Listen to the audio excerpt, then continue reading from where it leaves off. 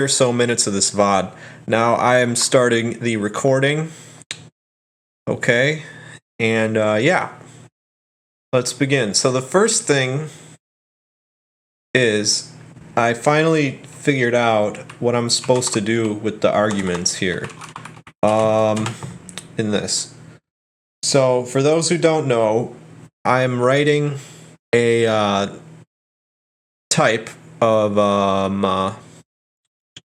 coordinate type, a coordinate type full of extra convenient operator overloads, and I'm writing it kind of like a library. And I figured out, so I wanted to create the operator overloads programmatically for unary, binary, and maybe 3 or 4-way operators or other operations as well. And I was annoyed because I couldn't figure out how to do it. Well, I think I figured it out because I am pretty sure that variadic functions get a table called arg.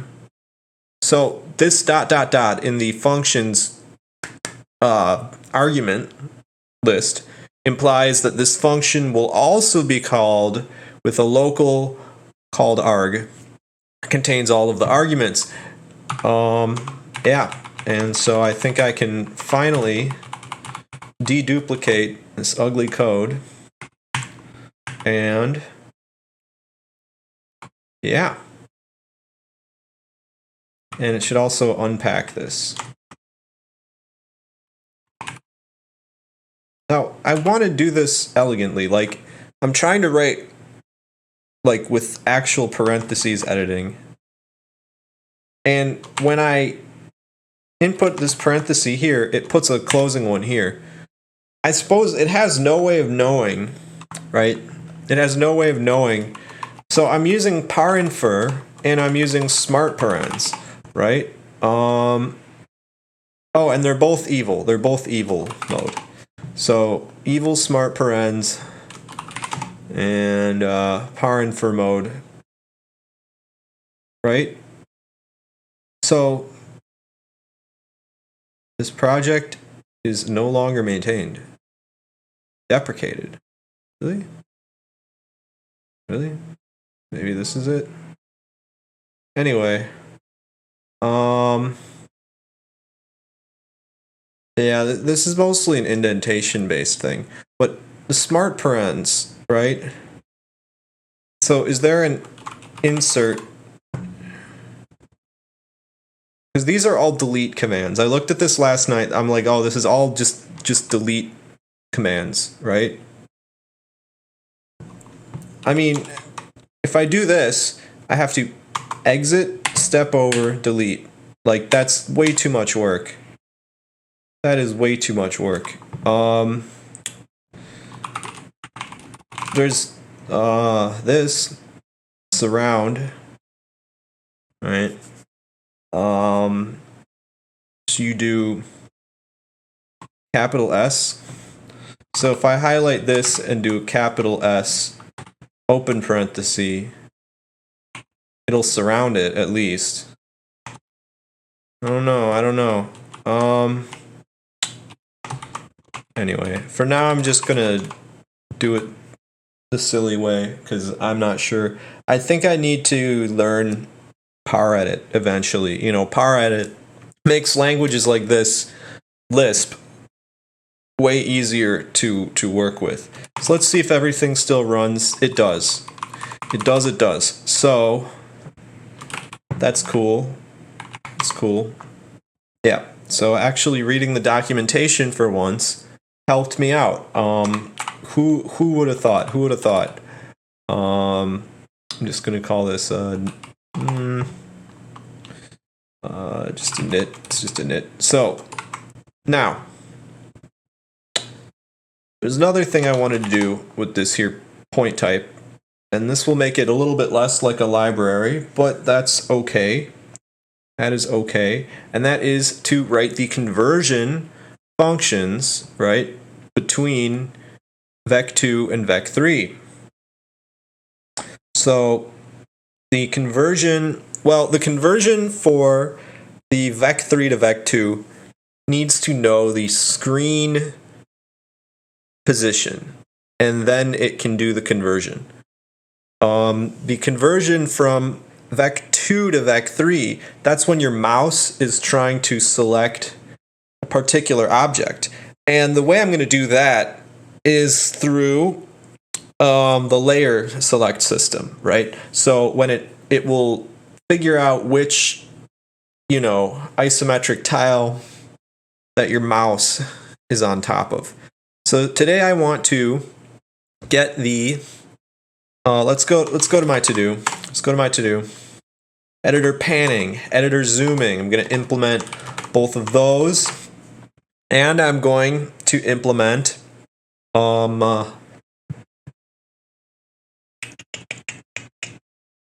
will have to eventually implement the mouse selecting objects, right? So, it would help in this editor here, See, I've got an issue here. I've got an issue.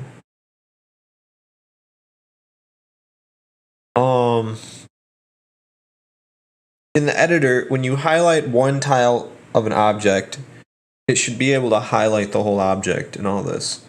So this is a tough problem, actually. The mouse selecting objects. That is a tough problem. But hopefully I'll get that figured out. I think I don't know. I'll have to think about that one. Now,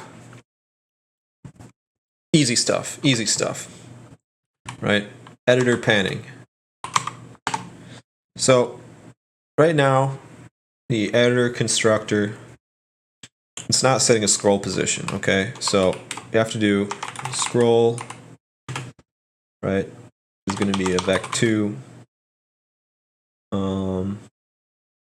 I mean, if I use a vec3 for the position, then I get the layer index, and yeah, in that case, I get the layer index as part of the scroll.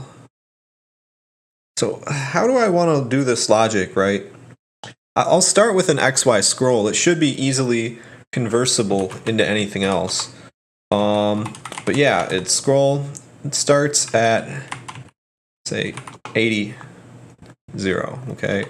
And then we're going to do function editor dot what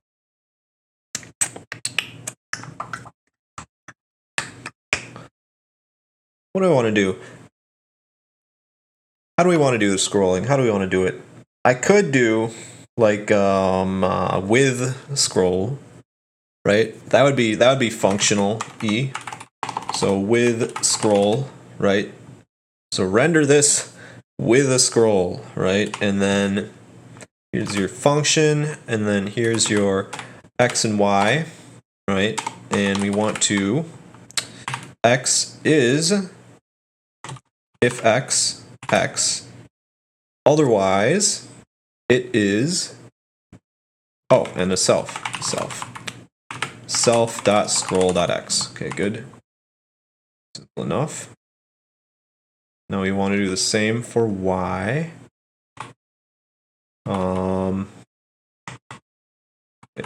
Wait, okay, that works. Wait, I don't want to copy this whole brace. Okay, good.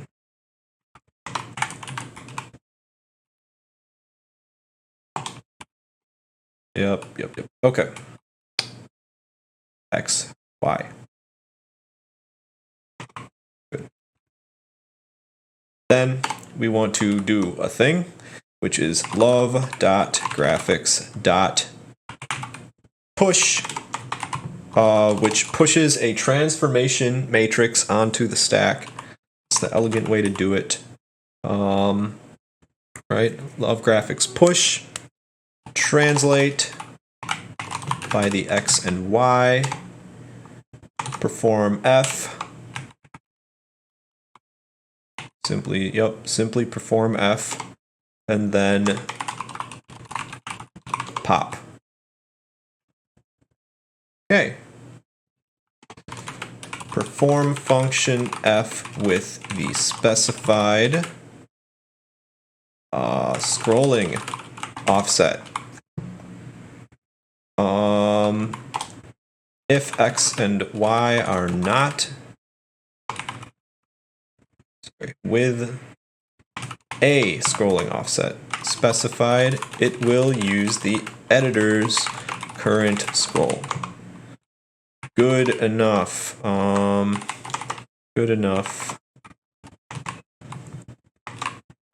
So, this is the type of way that we can take a procedural thing, like Love2D has its state of drawing, it has its transformation matrix, and such, right? I can take that and make it more functional so that it's nicer to use with a Lisp, right?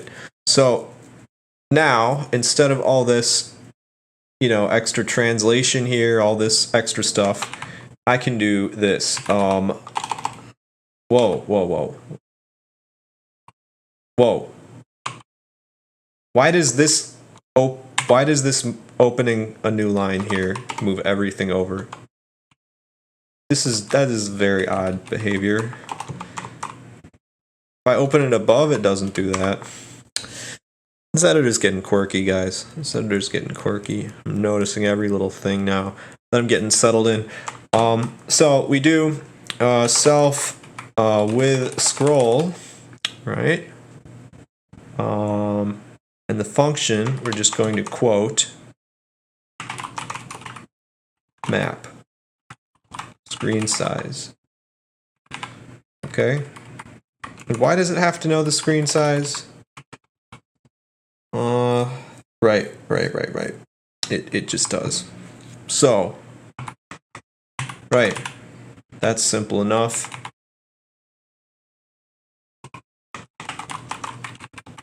With scroll.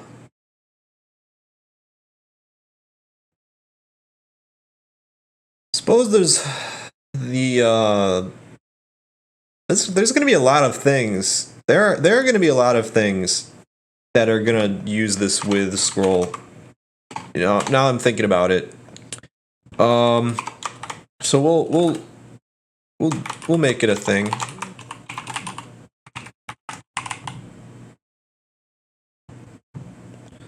This is a bit of a funny way to do things. Do this. Okay, now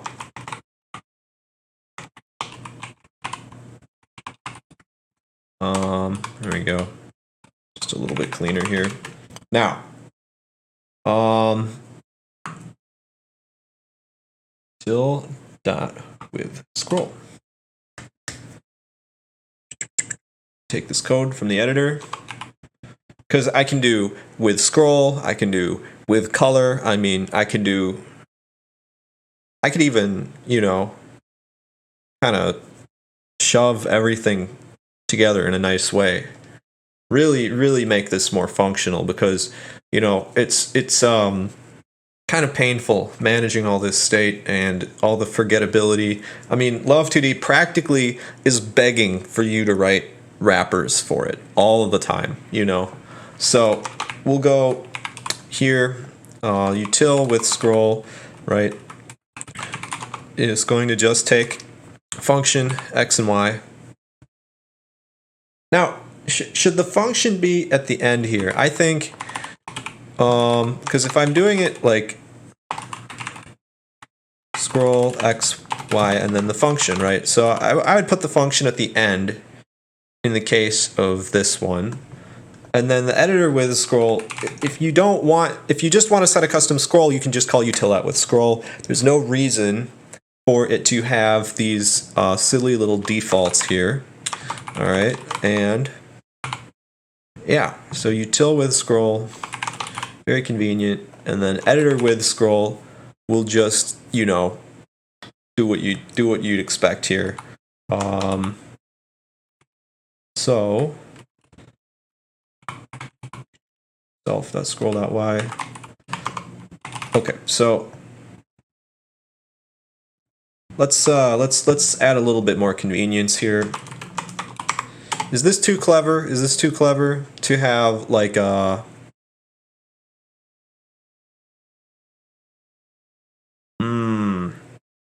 like an unpack function that'll just give you like, you know, X, Y, and Z in order, like an unpack method. So I could do like, you know, set X, Y to self.scroll : unpack, like so. Oops. Call it Lispy. Right? Like, is that too clever? Is that too clever?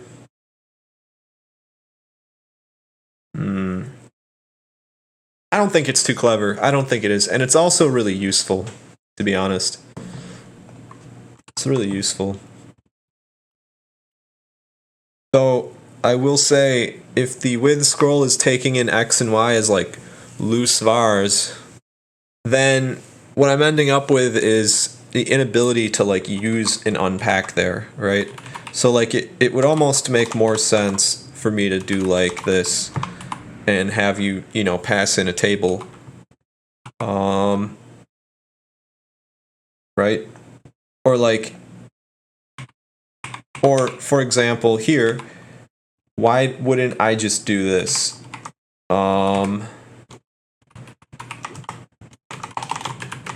Like that, and just like, you know, deconstruct it.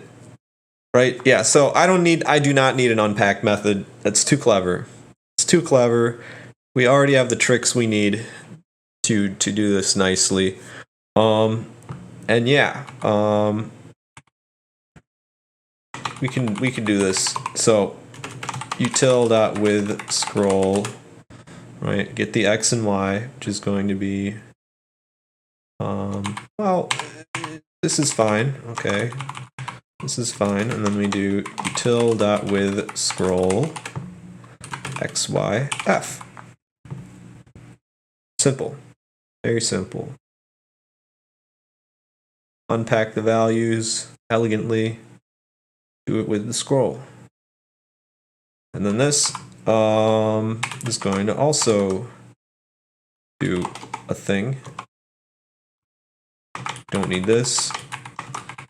And this is going to be a util.with scroll where the X is self.scroll.x. No, it's the inverse. It's the inverse. Right, so I would probably just do a, you know, let same type of binding, right? But here we go. This is where that unary minus comes in. Minus. Oh yeah. Wait a minute. This is not a function. Here we go. All right. Minus self.scroll. Right. The unary minus. Can you do that? Can you do the unary minus on that? Can you do that? Does that work? I mean, because is that gonna work? I don't know. We'll find out. We will find out. Util.with scroll X, Y.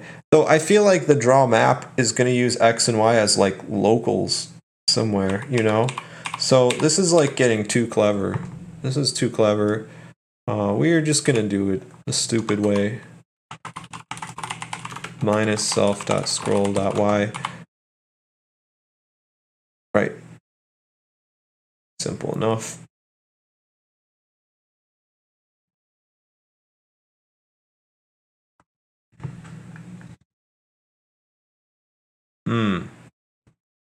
I don't like this solution either. I don't like this solution either. Why don't I just do this? Why don't I do this? Why don't I do this? Just draw the map the way you'd expect, and then within here we go. Self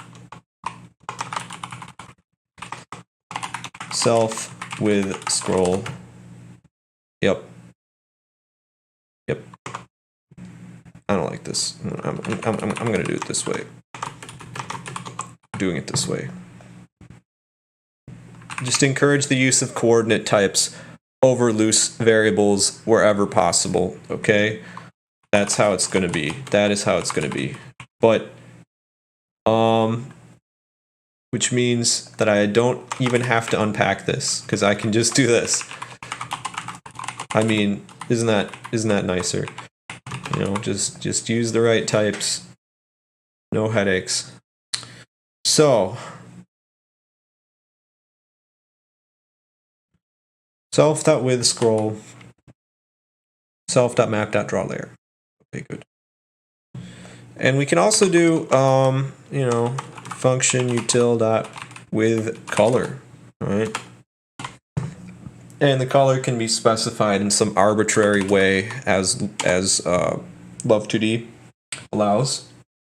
By the way, thank you to Russ Matney for subscribing last night.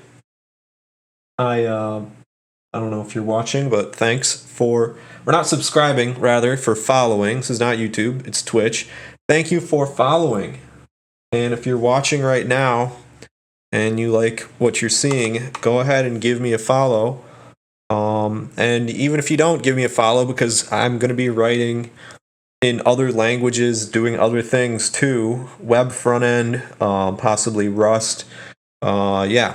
So this is just what I'm doing for now. So we want to do love graphics get color, right? We want to do that get color, right? Love graphics get color gives you, oh, okay, gives you all this. All right, fair enough. Let, oh, there, need a brace. Okay. Oop, and a call. I will get better at this. I will get better at this. Let RGBA love graphics get color. Okay. Love. Oh, F. No. See, if I ever want to make a color type, I'm going to have this same type of deal, aren't I? Kind of like a now or never type thing.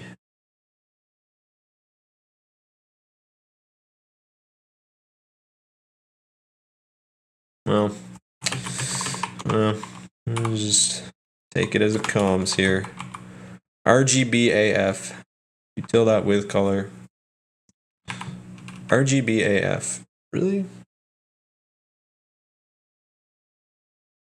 I want the A value. Like, I wish I could do optional in between arguments, you know? But, I mean, I can. That's too much, though. That's too much. With color RGBA. There. Now you can't get that confused. You can't get that confused. Won't forget to include the RGBA.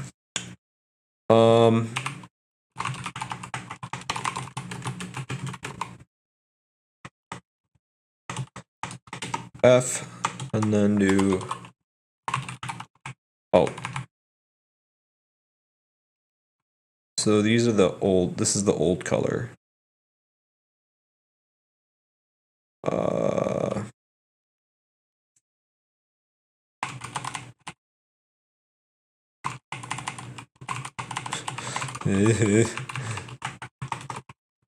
Old R, old G, old B, old A.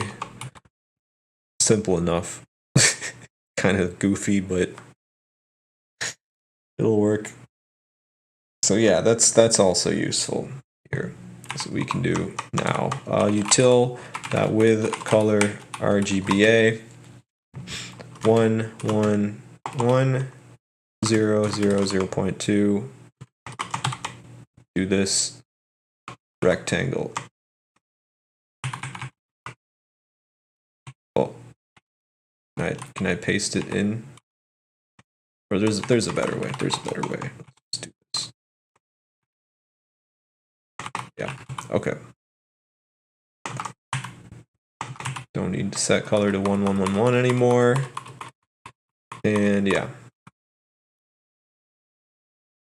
I suppose like typically in Love2D you don't like necessarily want to keep the old color that you had before.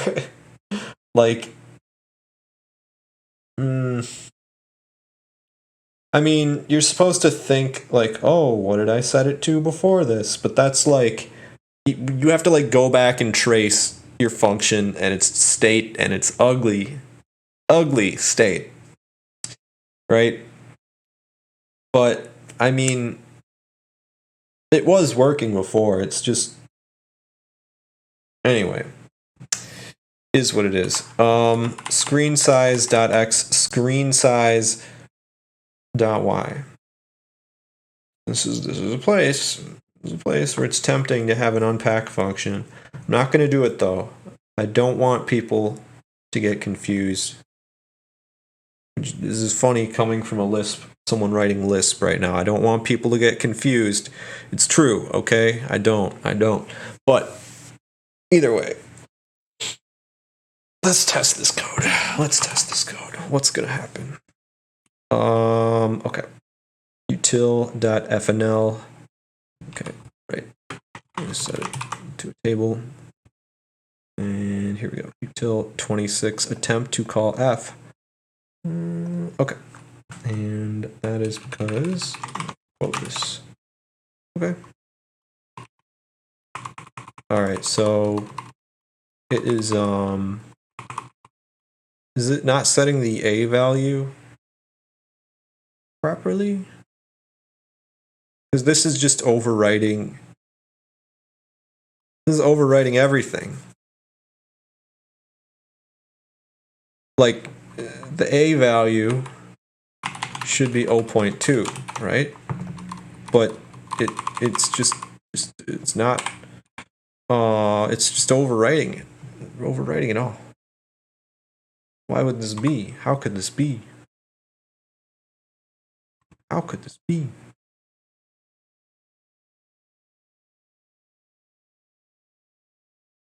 What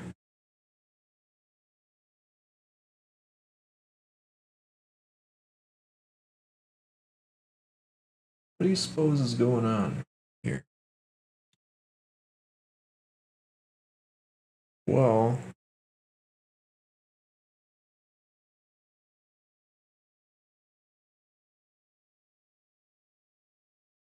oh, here we go. Take it out of the when. No when here. All right, good. So now we want a nice type of ergonomic scrolling. Now, could these be defined more succinctly? I think they could. I think you could define it like this and then do this. That is unreadable. We do not do unreadable things in this house. Now, we have our scan codes, okay? Scan codes. Now, where's the list of them? Here they are. It's the enum with all the scan codes. I want to know what the arrow keys are. Okay. Up, down, left, right. Okay. Got it. So, up, down, left, right. Okay. Then we would want to do maybe like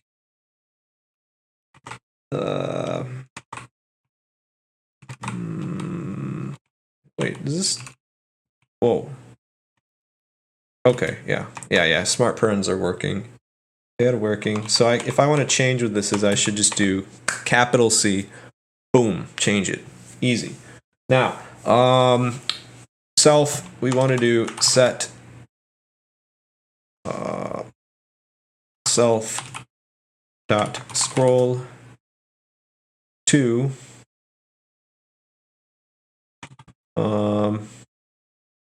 let's have a scroll rate. Why don't we?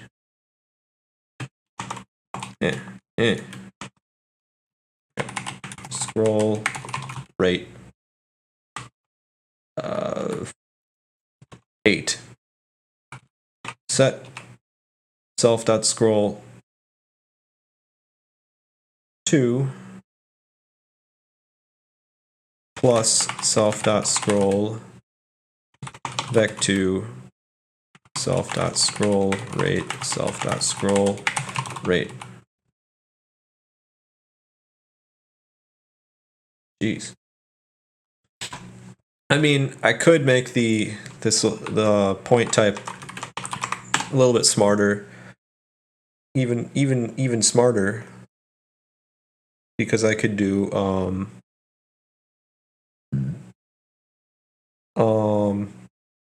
like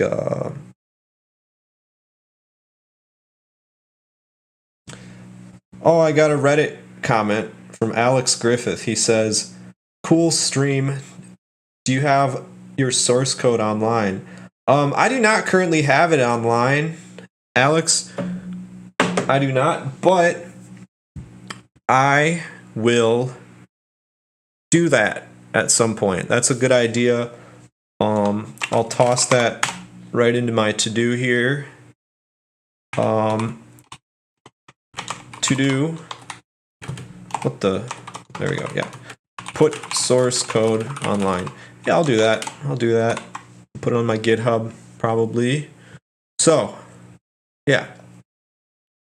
Now what I want to do is with the var args, if any of the var args are of type number instead of type table, then I will convert them to a table that has the same thing repeated, right? So if I do like, self.scroll,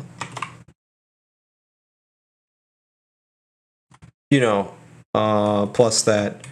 You know what? Okay, that's back burner. That's back burner. That's not important. Okay, back burner to do improve point type by expanding single numbers 2 points. Okay, back burner, not important. So the X and Y positions. Well, let's see. Oh, didn't like this.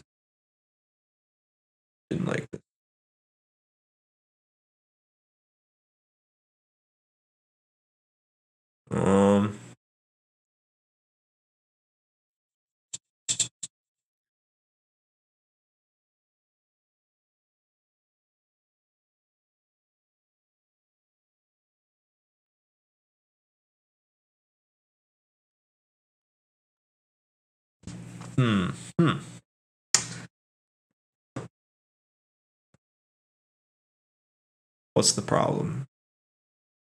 Attempt to perform arithmetic on local 242, a nil value, and that's when I pressed up. If I press down, it'll just do the set layer command. Okay, I haven't mapped it yet. When I press up, it says attempt to perform arithmetic on local 242, and that is here in the add operation. So it is not getting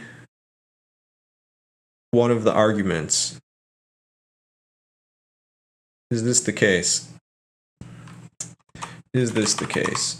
Oh.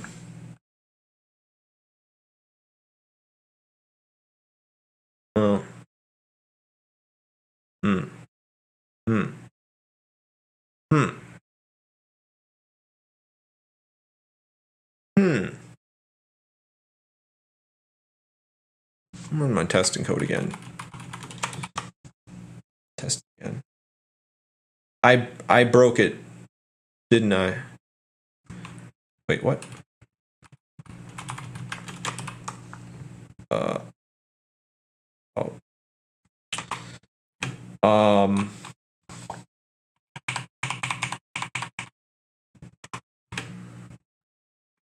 Back to the wrapper, which is the main vec. Oh, okay. Okay, just in case I want to debug utilities, I'll put them after. But, yeah. This is still working. Indeedly do. Wait. No, it's not still working. It's not still working. The binary operators are broken. That means that I actually broke the operators with my commit. Oh, man. Oh, I thought I was being so cool. But instead, I have to go ahead and revert this. We'll do it this way. Reset. No. Reset the head only. I don't remember how I did it. Yeah, reset head only to this, which puts the changes back here in the modified type thingy ding and discard. Okay. Back to the working code again. Now. Yep, now it's working. So I suppose, well, actually, like, I could just do like if other dot other v, like this, like, and just have it take up to 2. Like, that'll still work. Then I only need one function. Take up to 2 things. And like, why does this, I don't even have to have these like be separate if that's the case, because like they're just doing the same thing, right? So let's call it operators. I saw that repetitive code and I was like, this code is too repetitive. It just seems like it needs a fix. And it does. It did. Make it even more elegant here. Alright, so this is the real knit for this library. Stage it, but not stage the debug stuff here. Don't stage that. Okay. Nitpicks. Now, the scrolling code, right? Let's see if it scrolls. It scrolls. Okay. Good, it scrolls. So let's make it all happen. Make it all happen here. Da.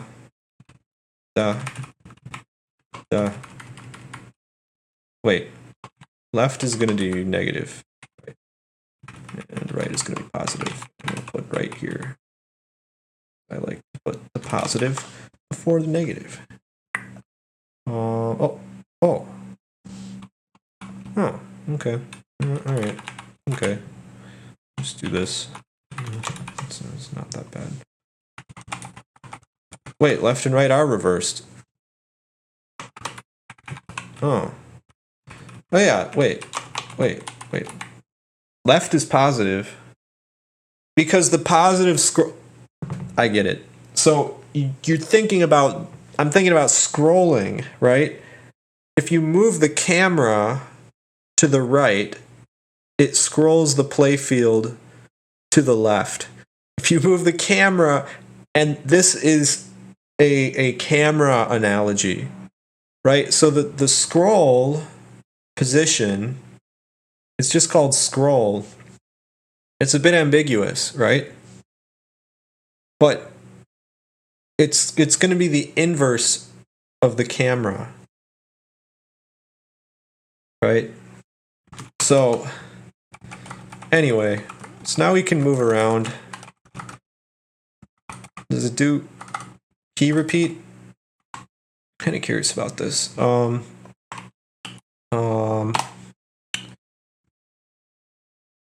Keyboard press. Oh, keyboard down. Oh, key press. There we go. Love key pressed. Oh, is repeat. Is repeat. Yeah, there's a boolean. Is repeat. Is it just filtering that out in the wrapper? Like, what is it? What, you know? Repeat. No, it's not. It's not filtering out the repeat events. It's not. It should really. It should really feed it in, you know. But now why do I even do it this way? Like, this is literally this. I was so much of this noob stuff because I'm so new to this. Anyway, here's what it is. So,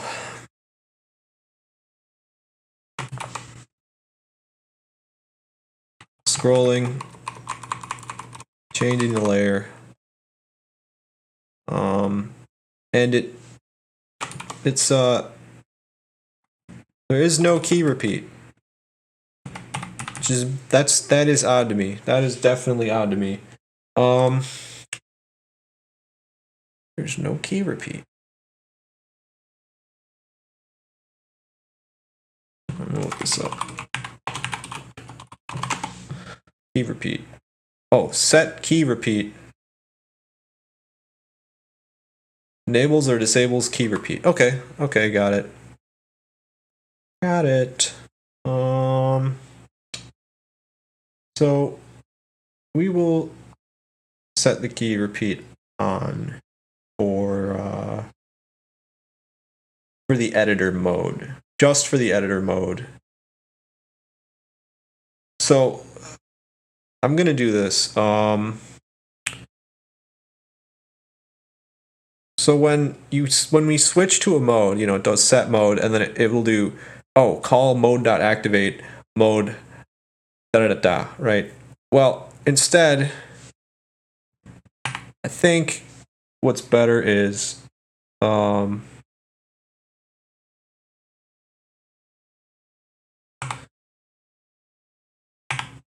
instead of having a activate function, first of all, it should do when mode.destructor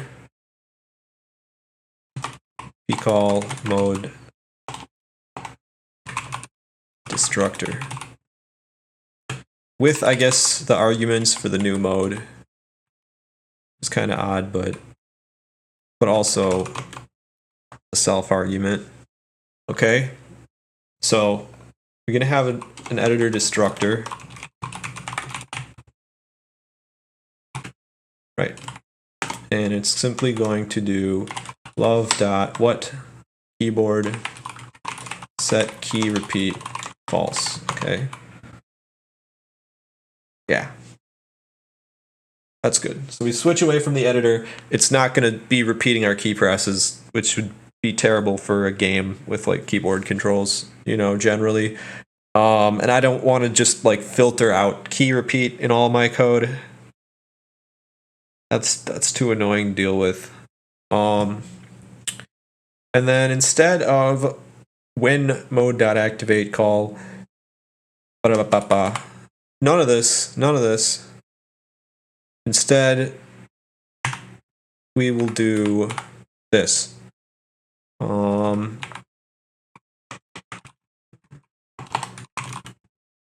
Set mode to require new mode name, which we just call it as a class. with the args to set mode. Just like that. And we'll do this. Okay. Isn't that just fine? All right. Set mode. So that we'll just call the constructor RAII baby. You should always follow RAII principles in your game programming when possible, guys. Despite how annoying it may be at times, it's good. It's the way. It's the way. So, in our constructor now, we add a side effect, right?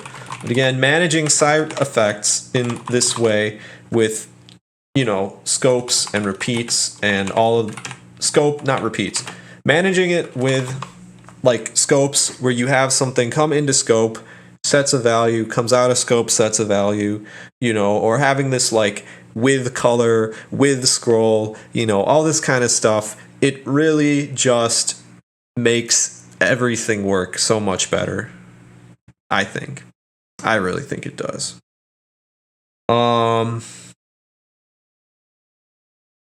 Just you have this thing in game development, this huge class of errors, and it all just comes from the fact that you are not being responsible with your game state, right?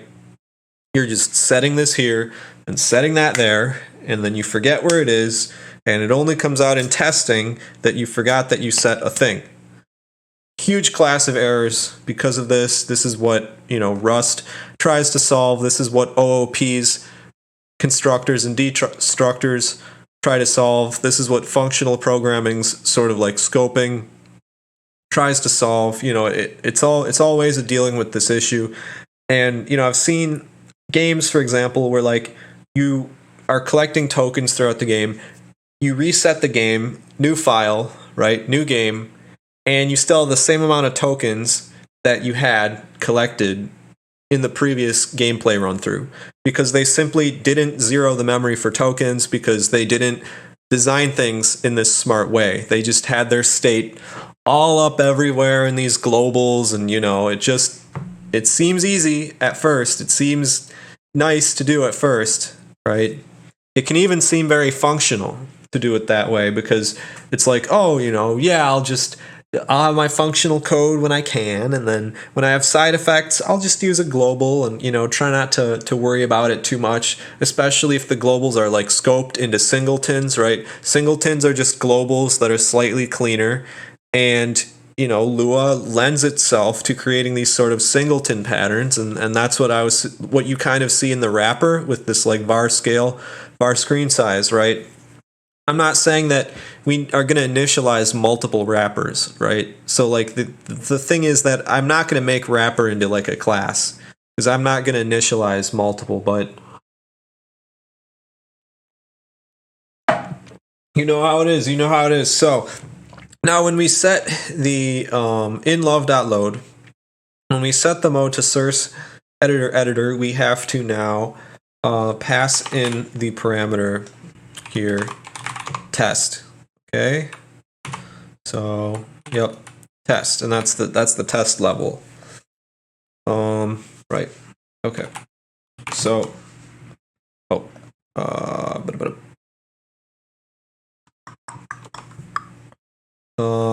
here we go.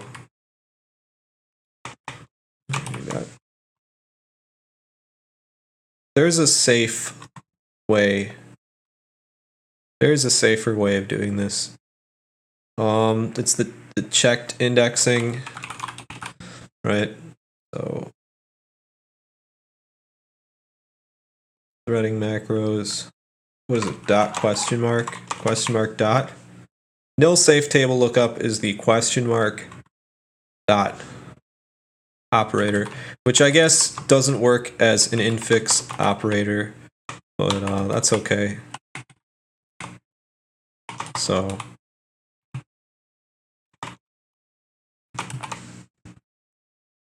okay, now it's line 41 is complaining. Why?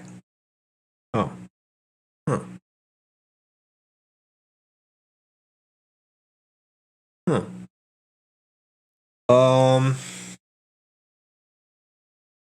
Oh, this is not right. The arguments need to be in the call, first of all. So we require the new mode. No. And then we call it. No, this is right. We call it with the varargs. So we have set mode at this point. And this is outside of the when. Yep, it's outside of the when. So can we get a sense of what the mode is here?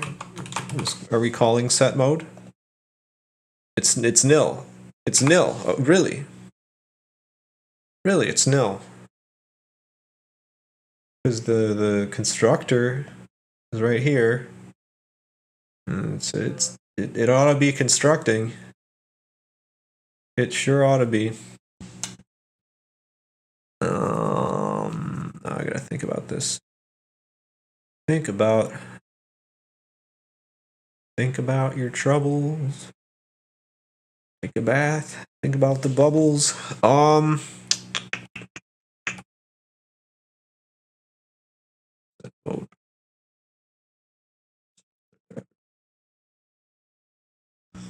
Wait.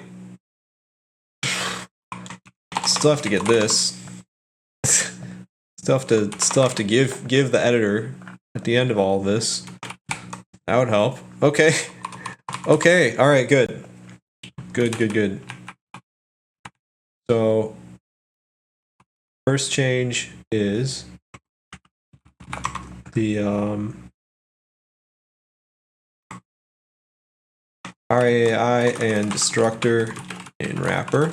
Good. It almost makes me think I should like make a new version of this whole like template thing that just has like OOP functionality built in to all of the wrapper code, you know? But yeah. So in the editor, and this is dependent on util. So I'll start with util because it is not dependent on anything, right? So util functions for setting scroll and color. Okay. Actually, I am a bit curious. Like in the sample macros they have with this. I don't know how this works. I really need to study Fennel macros, and I'm gonna do that in my free time here. Vec.fennel.reg. Oh, okay, that's not a big deal. So that's just Magit giving me a little helpful thing here. Right. It's fine to be unstaged. Good. All right. Add arrow key scrolling to editor. And that's actually deleted quite a bit of code as well. So and we get that beautiful key repeat. I didn't even test the key repeat, but it works. It works. And levels are probably going to be pretty big. So I do want to add like a shift bind, you know. Yeah, oh, happy Mother's Day, everyone, by the way. Happy Mother's Day. Do something nice for your mom. Or, you know, try to remember and appreciate the mothers in this world. Mothers are extremely important because you came from a mother, right? You know, treat those mothers right. All right. Now,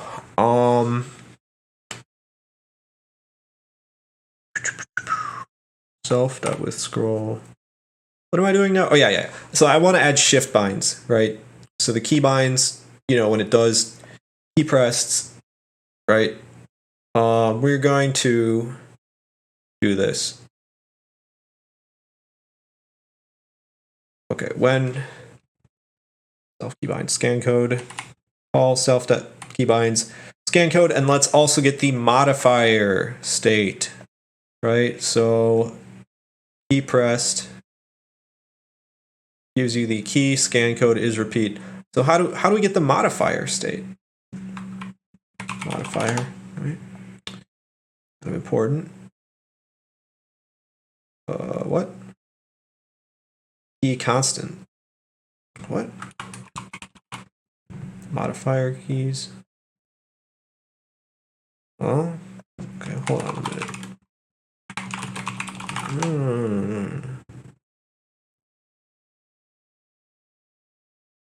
So you have to keep track of the modifiers? Oh boy. That's something else to do in the wrapper. Didn't the wrapper actually have that? Hold on a minute. I might have deleted the code to keep track of the modifier state from the wrapper because I just was like bulldozing it.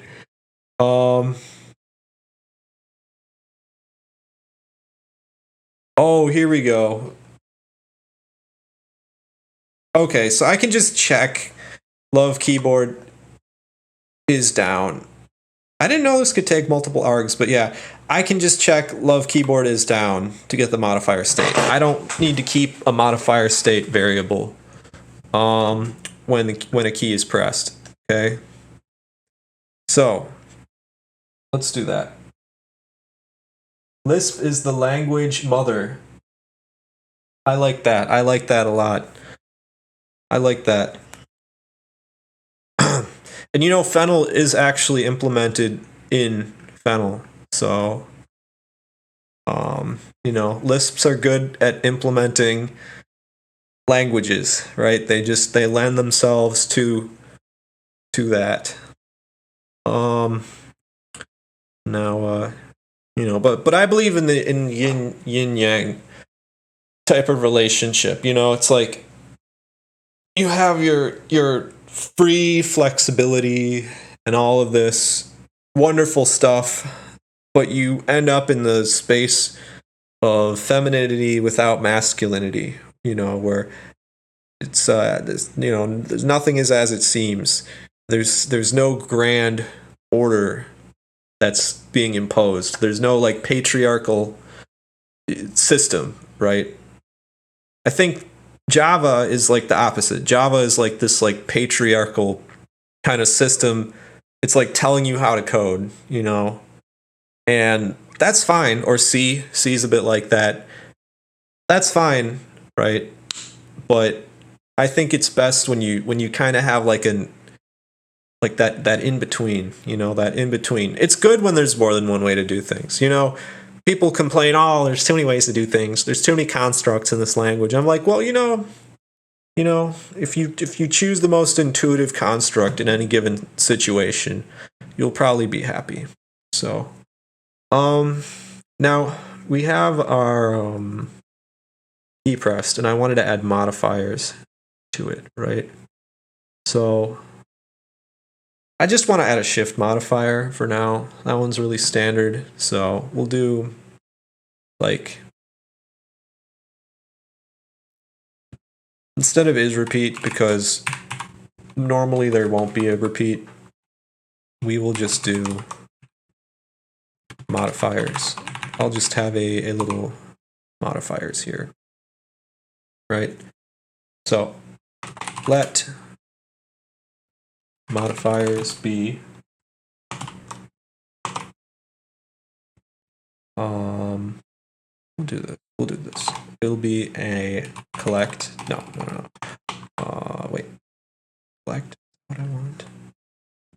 Yeah, collect the table comprehension macro. Collect. And then does the table or the function come first? What happens first? Okay. Right. Collect.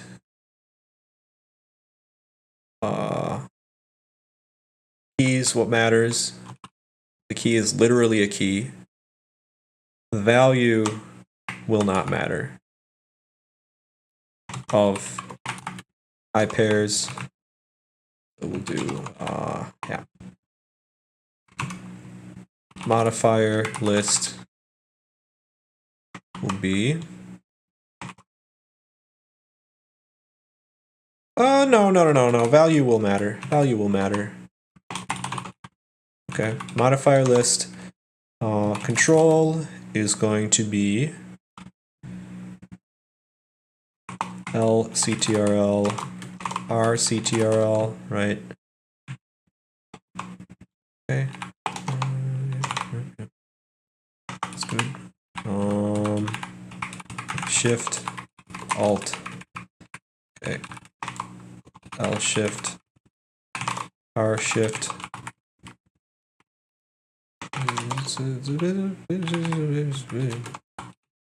Okay. Is Alt also LRL? Let's see. Lalt. Oops. Lalt. Lalt. Wait. Meta. What? Alt, meta, super. I don't know. I'm not going to worry about that.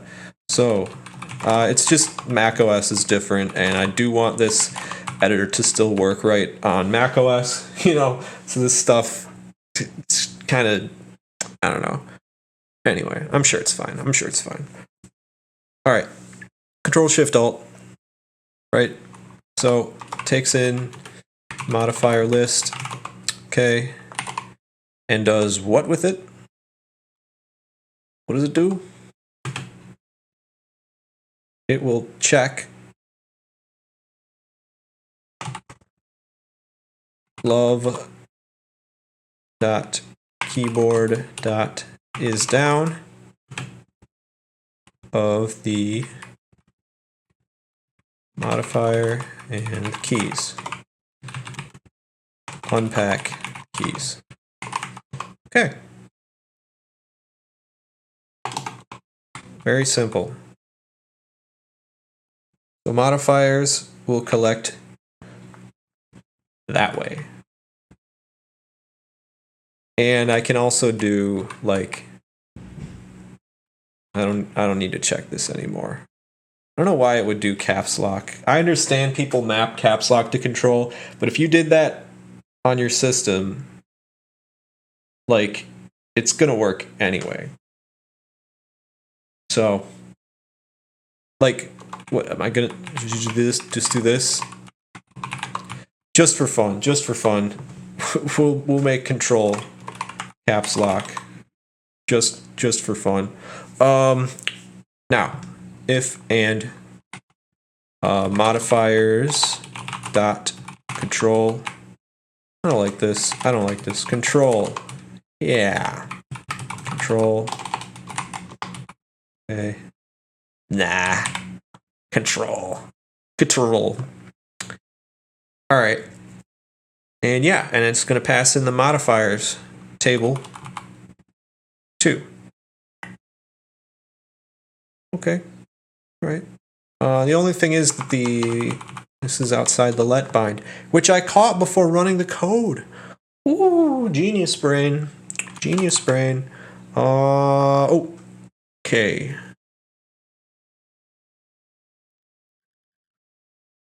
Expected iterator binding table. Right. Okay. Now there is such a table. And this is not a call. This is just a thing. Oh, okay. All right. Okay. Now, now we're going to modifiers, self, modifiers. Wait, self.keybinds called with self and modifiers. Okay. All right. Now we're gonna make convenience functions here. Right. So set scroll is a function. Good. Takes in the offset. Right. Takes in the offset, and it takes is shifted. Good. That's gonna do the same thing. Okay, getting a little behind myself here. Right. And that's going to do this. Right here. No. Here. Yeah. Kind of. Kind of. Okay.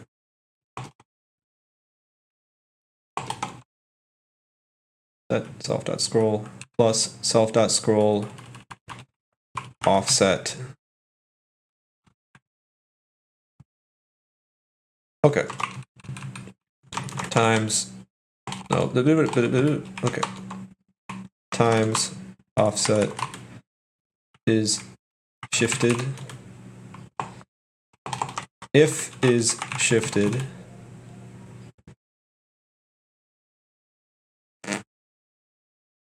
This is kind of annoying. This does make me want to make that numeral expansion thing in the back, because then I could just do this. Is if is shifted 5, otherwise 1, right? Or 8, otherwise 1. That would just be so simple. But instead I have to do vec2 blah, blah, blah. What if I just do this? Vec2 8, vec2 1. Yeah. Just put it in the modifier. Just put, or in the constructor, into the constructor. That is good. That's very good. Oops. Okay. Vec. Right. Go. Vec3 dot constructor x y z, and then we'll do instead. It'll be colon y is if y else x, and colon z if z otherwise x. So simple, so simple. And this here, if y otherwise x. I mean, it's just, Lisp just makes me happy. Just see how trivial that modification was to make this happen. I mean, really, really, really great language. Language family, I should say, right? It's a family. No. Good. This should all end at like left. Okay, good. Now.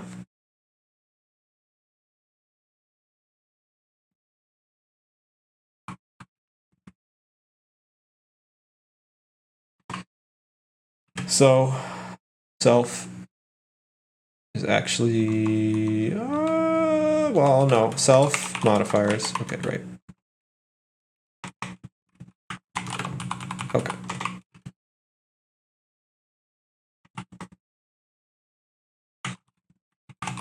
Set sol scroll self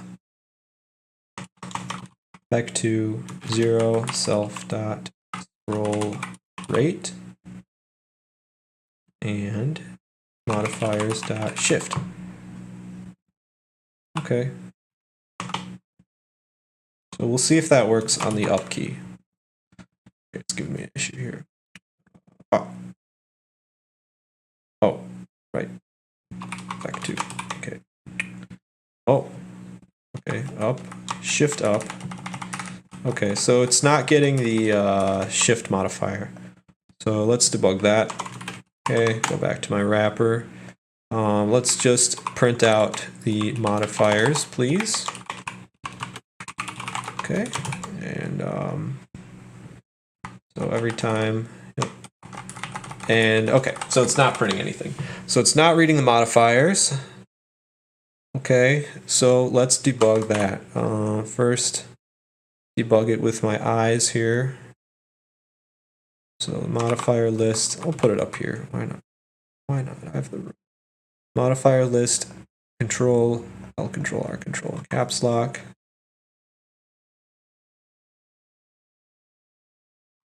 So maybe I'm using collect wrong. Let's take a look at this collect. So no, you just emit, you return, the desired value, which is going to be love.keyboard.isDown, which it's calling on the unpack of keys. Modifier and keys.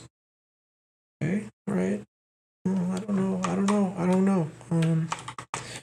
Let's do this. Print out the modifier. I'm gonna do this. Make sure it's reading through the table. When I hit a key, oh, it's not reading through the table. Really. Because otherwise it would print. It's one letter error. Common little mistake. I wrote pairs instead of I pairs. Okay. So let's just make sure it's doing it now. Yeah, it's doing it. It's doing it all the time. Like crazy. Okay. So modifiers. Okay. Oh, did it just crash? Why did it crash? Guys, what's just closed immediately? Oh. Bleh. Bleh. This is the quit event. This is the quit event. Right. This is the quit. This is the quit event. So it's quitting immediately.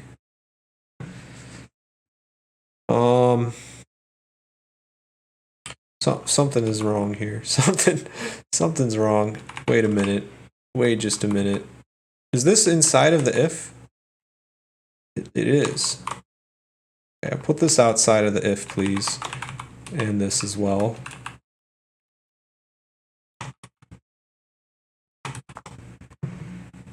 Okay. Modifiers. Okay, it's alright. It's not closing immediately now. But it's the modifiers are still not quite there. Really? So collect, when you use collect, is it expecting you to omit a key and a value? Yes, it's expecting you to omit a key and a value. Okay. All right. Values modifier. There. Now it's ought to work. Okay. It is working. It is working. Okay. All right. And okay. Still is not giving me that shift though that I was so crave. Hey, what the? What happened? Am I in QWERTY? Yeah, I was in QWERTY. I type in Dvorak, guys. I don't type in QWERTY. So I value my hands. Okay. I just don't want RSI. So what?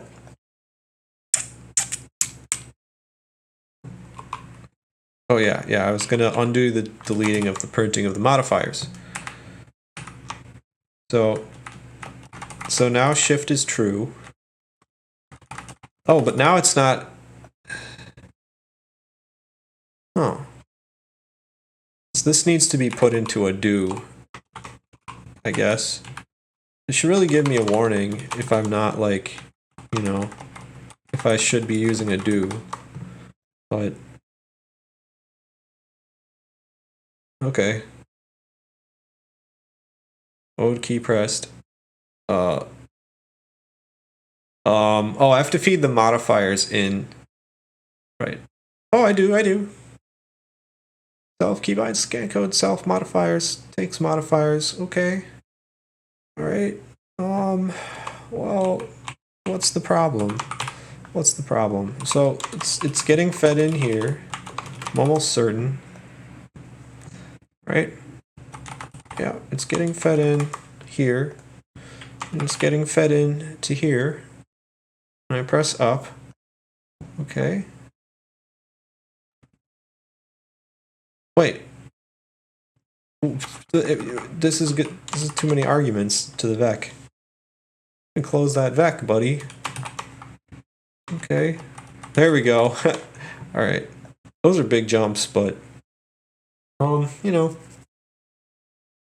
it's working. People will want big jumps. People will want those, I think. So,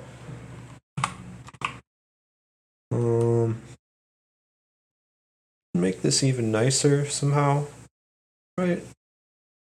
Maybe.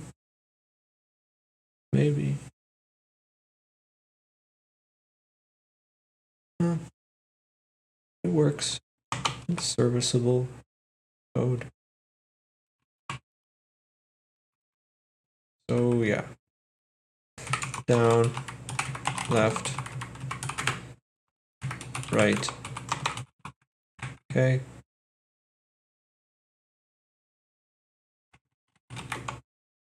All right. Okay, not a big deal.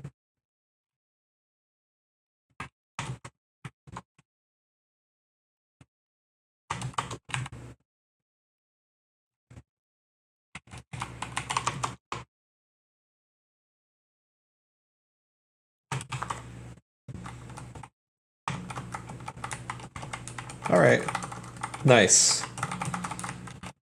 All right, now I think that the arrow key panning is nice. It's nice. Right, and you know, I won't forget that I did that. Won't forget to commit that. You know, feeding in the modifiers.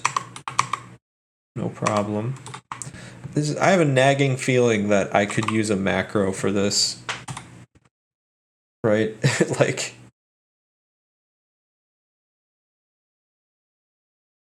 I mean, like, instead of taking in the offset directly like this, I could also multiply self.scroll rate, right? Back to self.scroll rate. There we go. Times the offset, right? And what does this do? It enables me to just do this. 0, 1, minus 1, right? 1, minus 1. All right. It's a bit simpler.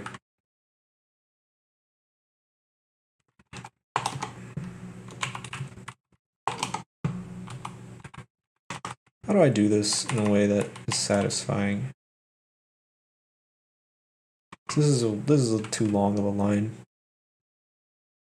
Let me just split up this multiplication. Good enough.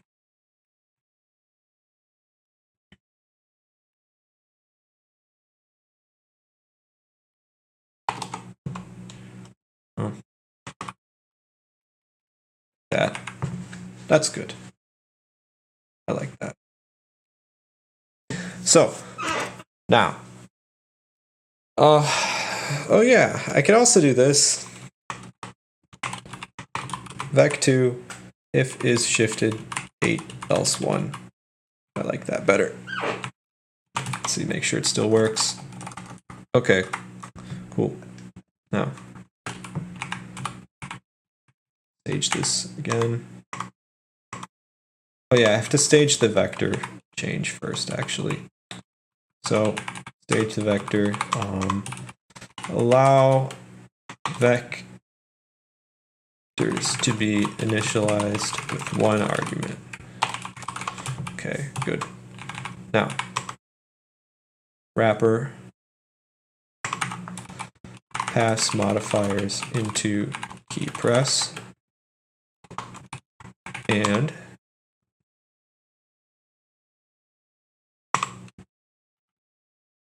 allow shift plus scrolling in editor. And if you've been watching me do this, Lisp Commodore 256. Lisp, let me guess you're using Emacs. I am using Emacs. And let me tell you, I use VS Code, Vim, and Emacs, all depending on the context. This is Emacs evil mode, so it has mostly like Vim bindings. And in VS Code, I also use Vim bindings. But I'm very opportunistic. Sometimes there's a better VS Code plugin than the Emacs one. When I'm writing web, I don't want to do it in Emacs because web is really repetitive and annoying, and GitHub Copilot, which I know there's a way to set it up for Emacs, I don't feel like doing it. GitHub Copilot in VS Code, right? It's easier, it's more integrated, way better. It's way better. But when I'm writing code like this, I feel like it's it's just fine in Emacs, but I'm not like a fanboy, I think everything has its place. Everything has its use. You shouldn't be like dogmatic, all these programmers are so dogmatic, man. So dogmatic. Now,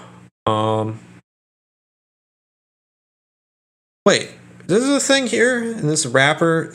You can just put a pound sign for your thunk and then not even have the parentheses. I actually don't like that syntax. Like I could just do this. Like I don't really particularly like that, cuz it just kind of obfuscates the fact that there's like a list in there. It makes it look like a special argument, which would make it really confusing, So, anyway, yeah. So let's continue. I mean, that's the only use for Lisp. What's the only use for Lisp? What do you mean? All right. So,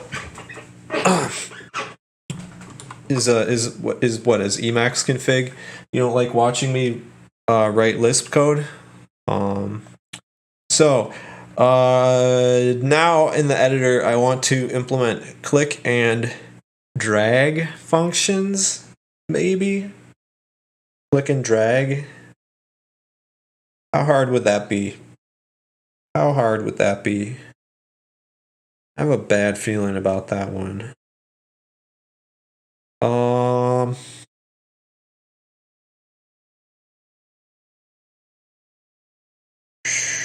But click and drag makes everything easier. It really does. Click and drag. See. Okay. 404.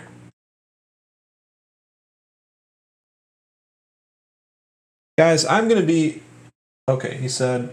Oh, I wasn't trying to downplay Emacs. I was downplaying the relevancy of Lisp. Yeah, I mean, Lisp is niche. It's niche. I would love to be pleasantly surprised. Lisp kind of died in the 80s during the AI winter. Well, see, Fennel is not just like a scheme type Lisp. Lisp, the Lisp family kind of came back a little bit with Clojure, and Fennel is kind of like a Clojure era Lisp, right? So, Clojure was a very influential language. It ran on the JVM, as you probably know, and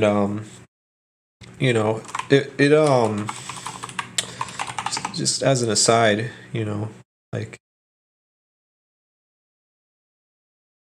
some like Clojure code on the right here. Wait, is Clojure JVM or JavaScript? I think it was JVM. What the? Nice, like, accidental trap. Clojure. It's Java, right? It's Java? Yeah. Yeah, it's Java. But yeah, I mean, there's so many really wonderful things about Lisp. Yeah, Fennel can use Lua bindings, and that's actually what I was looking for, right? Like I want this Love2D click and drag. I was thinking maybe somebody made a library for click and drag, right?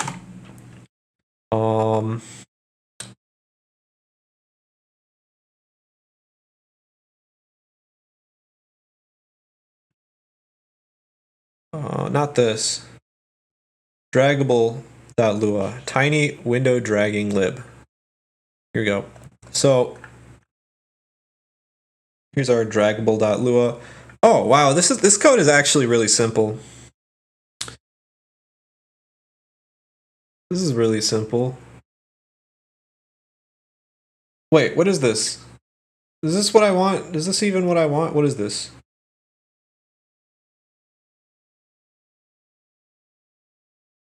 Move windows around. Kind of what? Wait a minute. What am I doing? Move borderless windows. Oh, this is for. Well, it's still kind of relevant, but this one is for moving around a window, a borderless window, right? It's still going to give me an idea of what it looks like to do this, though. Which is what?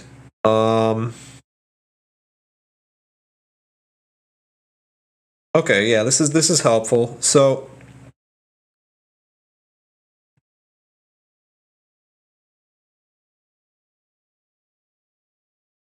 okay, so you have your dragging flag. Okay. Love mouse set relative mode. What does that do? Set relative mode. Okay. That's when the relative mode is enabled. When relative mode is enabled, the cursor is hidden and it doesn't move when the mouse does. Okay. So that's like a cursor capture type of deal. We don't need to capture the cursor to get a good click and drag working, right? Do you have any advice for somebody that loved technology but has become bitter and disillusioned by it because the factors that made it appealing stopped existing and were replaced with unacceptable factors? Well, listen, man. I know exactly what you're talking about, right? Your name is Commodore 256, and you lament things like the fact that, for example, on an 8-bit PC, you could press enter, and it would just right there. And at least when you pressed enter, it would start loading or start doing something, right? Like it felt like you had control over it. It was simple, and it was kind of like this closed box that's open for modification, and it's yours, right? Well, now it's an open box. Everything's connected to the internet. It's all dependent on the cloud and on the internet. You know, it's not like your little like toolbox, right? That you have your screwdriver and your hammer and all this, and you can build furniture. No, it's more like, you know, this whole open system where you're depending on maybe parts being shipped in to you, and you know you have people that can look at everything you're doing. You know, it's kind of like it's different, right? Everything's different. And then when you want to go to this closed box, you end up like, you know, I don't know if you know the guy Terry Davis. I mean, even he streamed what he was doing, but he made his own OS, Temple OS, and it was like his sort of like Commodore like playground, right? And he made his playground the way he wanted to make it. And, you know, he made a very fun and interesting sort of project, right? But that took all of his time. You know, it took all of his time to do it. And, you know, it people saw it as a venture of, you know, he was a very mentally ill man. People saw it as a venture of somebody who's not just a computer hobbyist, right? But somebody who's gone insane, right? Yeah, you know Terry Davis, right? And so the way I see it is like, you know, there is a hunger for that sort of thing. Like, you know, the fantasy console scene, for example. If you look at Fennel examples, because TIC-80, this fantasy console, right, which is like basically just little closed environment, a little program that runs Fennel code. It has its own RAM and VRAM and all this, and you can manipulate it on the inside, and it's almost like a little Commodore emulator, except for if the Commodore's running like, Lisp or Lua or some other thing, right? And it doesn't have the same limitations. You could write code that's going to make the host computer lag running the code. You can draw, pixels to screen using floating point arithmetic and trigonometry, and you could basically write an entire 3D engine with it, right? And it'll still be rendering at low resolution, like 16 colors.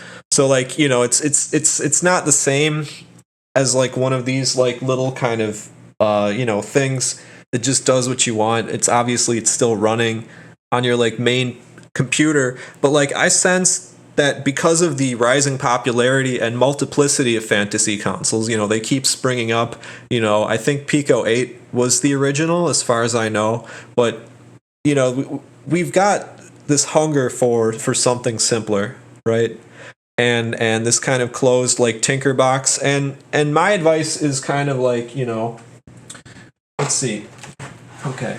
I never actually owned an 8-bit PC. I made my name in 2007 with the idea that it's a cool computer, boots into a programming environment, and there were magazines with this culture of DIY. You could save programs to a ubiquitous format at the time that was designed to have audio data put on it, that also the big publishers used for selling albums. I'm more into the idea that you can understand how anything works with a simple screwdriver. Yeah, I understand where you're coming from, I understand there's a lot of frustration with the whole networked computer model and the over, hyper dependency on the cloud and networking and all this. But, the way I see it is that what's happened is that the internet was a sort of niche, almost antisocial thing, where the sociality was kind of like this thing on top of it, where it's like, yeah, we're sharing information for our private environments, and we can share data and disks and all this, but it's ultimately for a private environment. Well, now there is no private environment in the first place. It's a public environment, and it's an open participation. And so that's the way I see it, and I like to embrace it. I like streaming, you're into home edge computing. Is home edge like hosting your own server? What would that be? The internet is the definition of antisocial now. Right. Yeah, maybe the pendulum has swung the opposite way, where people having their sort of private environment opened up into the public sphere in this way. They don't want to have that, right? And so they become bitter, and they don't, you have people always wanting to talk to you, and oh man, just get them away from me, right? Kind of. And I understand that. I feel that. But like, ultimately I try to just embrace it and realize that, human ventures like this, they tend to change and become something new with its own benefits. I mean, as you say, you're into home edge computing, right? You run your web server, right? You're running your web server. Other people are going to come and be able to visit your website. I mean, that's an amazing thing, right? I mean, social media is a problem, right? Not being on social media, like going to a site that's not Facebook, it's giving you like this sort of like, what you're a nerd, like you're using a site that isn't like a major platform, like, well, people go on Yelp and Etsy and eBay and all this, but like, no, I'm just going to my site, my site, sampagankoff.com, and I'm sharing content. I want you to go to my site. It's like, well, who the heck are you? Like, don't you know that it's the platform web now? Don't you realize how much of the world now has internet access that consists of like Facebook and maybe other services? Like, things have gone back to the AOL days, where companies are just deciding what people can see for a lot of the world, You don't own your own hardware. You got to pay money for the privilege to use resistor coils in your car. Yeah, yeah, cars, everything's crazy like that. Louis Rossmann, I'm a big fan of Rossman and his fighting for right to repair and all this. But like, you know, the companies, right to repair is good, but these companies have to start thinking, you know, producing manuals for consumers and stuff, right? We have the service industries now. People's job security relies on things being obfuscated, irreplaceable, all this stuff, right? Dankly Tuned says, the thing I hate most about social media is the algorithmic fed content.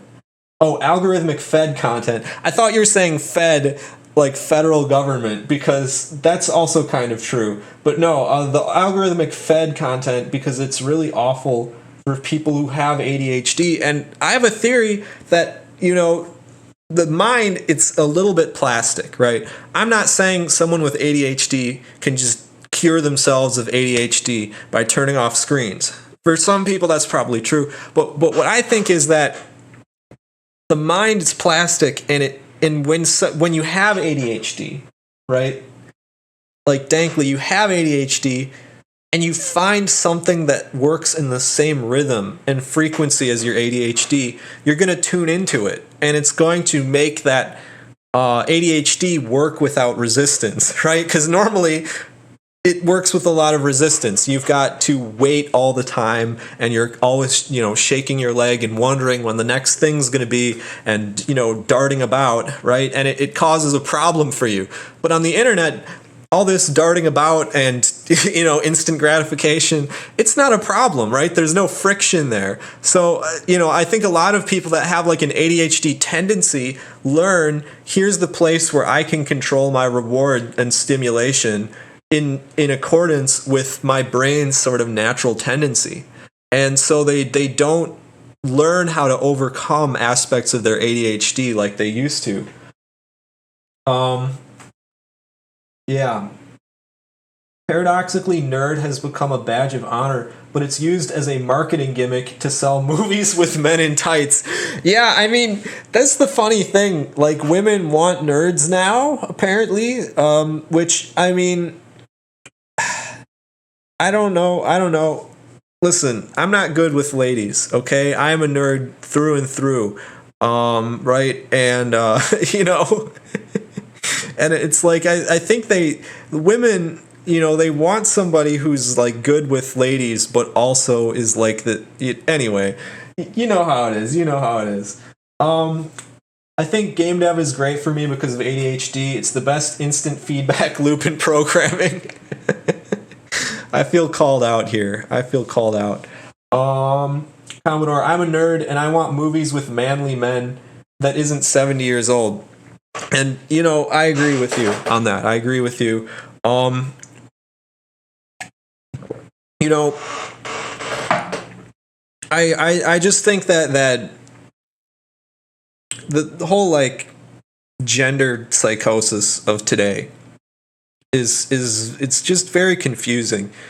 And if we just let people be as they are without telling them, like, as a man, this is what you're supposed to be, from like an institutional perspective, right? Like, you know, if obviously there can be issues like, you know, testosterone makes people run out of control, right? But like, you have this like, you know, constant thing. You go to the political left. What are they telling you? Masculinity is evil. There's a positive and negative masculinity, sort of. They can't agree on what's what, but being manly, being like confident and strong, and all these things, it's a problem, right? The sort of patriarchal order to things, you know, the top-down order to things, is bad, right? But it's the same patriarchal order that's telling you that the patriarchal order is wrong, right? Which is the paradoxical thing. So it's the patriarchal order that exists of institutions, establishment, clothes itself in a feminine mask, right? You have these high-pitched voices, you know, and all this stuff coming at you, telling you, follow this or die, follow this or experience a social death, pretty much. And so it's very confusing and paradoxical thing. I think if we just let people, you know, be as they are, men are going to reinforce their own masculinity in a way that works, in a way that works. Women will reinforce their own femininity in a way that works without us being constantly bathed in this acidic criticism of human nature that just seems to be just completely pervasive, right? And it's something that you just have to get away from, just be yourself, figure things out for yourself. And luckily, this is most concentrated on the internet, right? And the people that tend to have this sort of abstraction where they ignore how people really are and think only about how they should be at the expense of all the great things about them, right?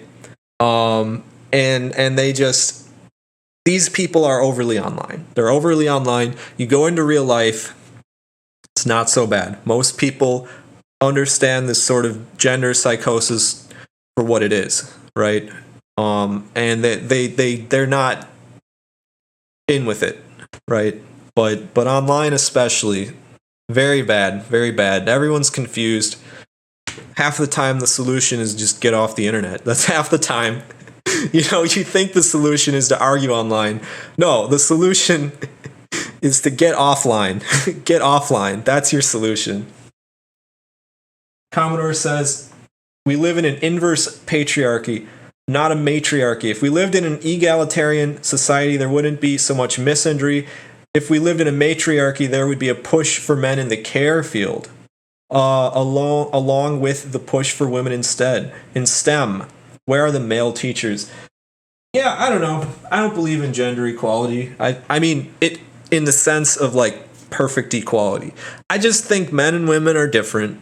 They're going to do different things, and they, if there's a problem, right? Like you have women being abused or some, this is very clearly defined problem, right? Or women that are proven to be capable of higher level of skill. They're not getting to a higher level of skill.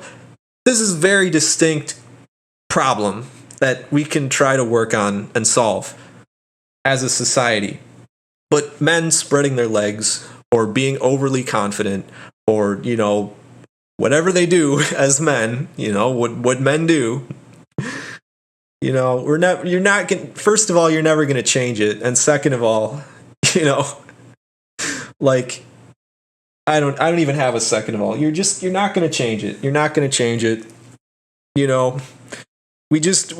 have to think about things that way. And, let people be, let human nature thrive. We shouldn't be overly imposing, in that way. We shouldn't think we know how everything ought to be,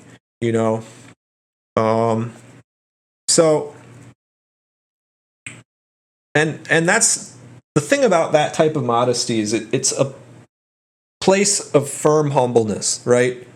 You will not tell me that I know more than I do, right?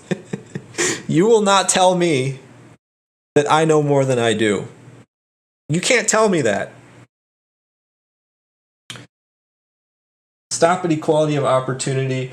I mean, but again, where's your point of power, right? Where's your point of power? So let's say in your mind you've decided on the ideal society. But maybe you're even right. Maybe you're even right. Okay, where's your point of power? You can go and engage in the real social spheres of the world and say what you believe, right? Maybe say it, but put it into practice a little bit, and start to think about like, where am I situated, right? Where am I situated? Do you want to get into politics? Look, I've been in politics. I'm here because I don't want to be in politics right now, right? That's why I'm coding right now, right? Point of power is not me. Well, you have power. You do have power. Actually, you have a lot of power, right? I mean, people can do things. People can change minds. If you get in a situation where you can have a one-on-one conversation with somebody, right? Get like a genuine relationship of trust with somebody who has power, for example. right? Even a teacher or something simple like that. You enter a genuine relationship of trust with them, and it could even be a temporary one, just a random conversation, or they just randomly observe you in reality, and it influences them, right? But it could also be a more permanent one. Maybe they're your friend, and you can actually exercise your power as an individual to change society if you so choose. If you're so determined to do so, you do have some power. You do. But the nature of that power, like what can you actually do? A lot of it comes down to luck, and a lot of it comes down to your ability to, for lack of a better phrase, make friends and influence people, right? If you don't have a good personality to influence people, you're going to have a lot less power in this society. Sorry, you just are. Unless maybe you're going to be a war general or something. But even then, you're kind of just taking the orders from the people higher than you that know better than you, right? So, it's the power comes to the people that get into the networks. They get into the networks, they get into high places, they earn people's trust, and to earn people's trust you may have to do a lot of things that are not so savory, but that's the nature of it. Yeah. Fennel makes me think of fentanyl. Fennel is a herb. Okay, fennel is a real existing. Man, oh man, people. Okay, listen. Fennel. If you look up just fennel, this is what fennel is. Like the fennel lang. Okay, here's the fennel lang. See their little logo, right? It is fennel. Okay, fennel is a food. It's a food. Okay. Like, I mean, I'm sure that fennel is not as widely used as fentanyl. Okay, so there's a fair point. But man, I don't. I think that's more your problem. Okay, you shouldn't be into that stuff, man. That fentanyl. Get that fentanyl out of your system. Get that. Don't be doing that shit. Turn off your brain. Turn off your brain just to ease the pain. You're not fully conscious at that point. You've lost some of your humanity, and it can kill you. So, but yeah, stop it. Get some help. You never used recreational drugs. That's good. Don't start. Okay, that stuff can really dull you. Okay, so yeah, it's a type of onion. Yeah. Yeah, I am judging you because you thought of fentanyl. Maybe you just watch a lot of news. Fentanyl, it's always coming up in the news. Is this scary thing? It's killing people and all this. So maybe that's where it's coming from. But anyway, so I'm working on this code. I'm writing an editor. I don't want my editor to be all keybinds and chunky, old school stuff. To be fair, I want to write an editor that I want to use, which means I'm kind of okay with old school stuff. I mean, you've seen this graphics editor I use. It's literally like this sort of like Amiga era editor. But it's a really nice editor. I'm a big fan of this graphics editor, Graphics 2, simply because it has so many features that are useful for pixel art. And ASE Pride is catching up. It is catching up, but I'm very familiar with this one. And I mean, look at this palette editor, for example. Can you do this in ASE Pride? Can you just switch your palette up? Or like swap this out with this. There's actually not a swap command. But this has too many colors programmed in, so I'm not doing it. There we go. Just swap it out, mess with it, that kind of thing. I don't think ASE Pride's palette editor is up to par with this one. This one's crazy. Yeah, graphics 2, it runs on everything. It runs on literally every single platform. It runs on Amiga. It runs on, I mean, graphics 2, it's so portable, right? Because it's all just software rendered. It's written in portable C. And if you look at the source code, there are so many if-defs and so many little like compatibility macros and such. And it's SDL. It's SDL, and SDL is super portable as well. So graphics 2, it's a great piece of legacy where it's based on Amiga Deluxe Paint, which was used to make a lot of really famous graphics. Deluxe Paint. I mean, it's a little different, but anyway, this guy made some really pretty game graphics. He says, why I still love Deluxe Paint animation. I mean, look at that. It might even have better animation features than graphics 2. It will run on DOS. SDL, no DOS. Actually, I think it can run with multiple backends, so I'm guessing that it does run on DOS. Yeah. Let's see. Yeah, there's a DOS port. So yeah, no, they've written multiple backends for it. Like I said, it's software rendered. It's not dependent on SDL. Actually, SDL might even have a DOS port, now that I think about it. I'm in the process of porting SDL. No, it doesn't. But anyway, yeah, graphics 2, I'm almost certain it runs on DOS too if you look for it. Yeah, it'll it'll run on your system in all likelihood here. Probably, maybe not Plan 9, maybe not Haiku. I don't know. But yeah. So let's think about this whole dragging and dropping type thing. So I'm going to make something that can scroll with dragging and dropping. We're going to put it in source lib. Should be an object. Like, it's an object. When you click on something that you're going to drag, it creates an object, and that object has state, which binds the mouse movement events as all to a particular all to the alteration of a particular coordinate, right? So it'll and in order to do that right, I'll have a callback function that puts the mouse move events into that modification until the mouse is released. Okay, so it should be pretty simple to do. What is your isometric game, by the way? Yeah, it's going to be an action game.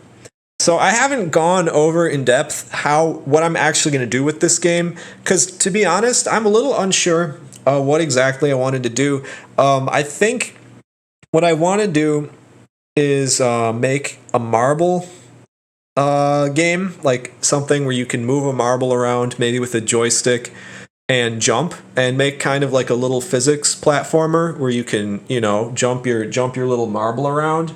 But I think I want to make it open-ended as well. I want to make it so you can make like nice isometric environments with this. I want it to be able to make really pretty isometric environments, and something that you could use to maybe make an RPG or whatever. And I'm starting small. The game is going to be a marble type platformer. That's the idea. So we'll just call it drag drop. Okay, drag drop. Now, drag drop. It is a class. Okay, and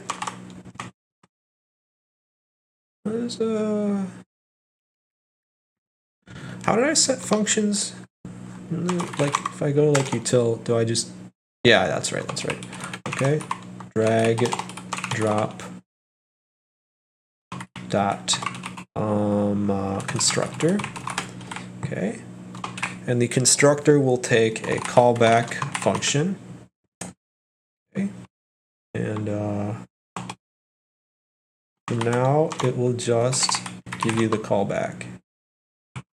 Oh, and it should also do, okay, and then drag drop dot destructor, okay, will simply do this, okay, and then function love dot mouse moved, okay, which does what?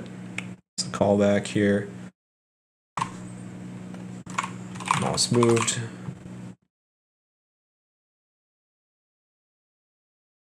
XY button is touch. Okay. Function love.mouse moved XY will be set to the callback. For now, I'll just do it directly. Okay. And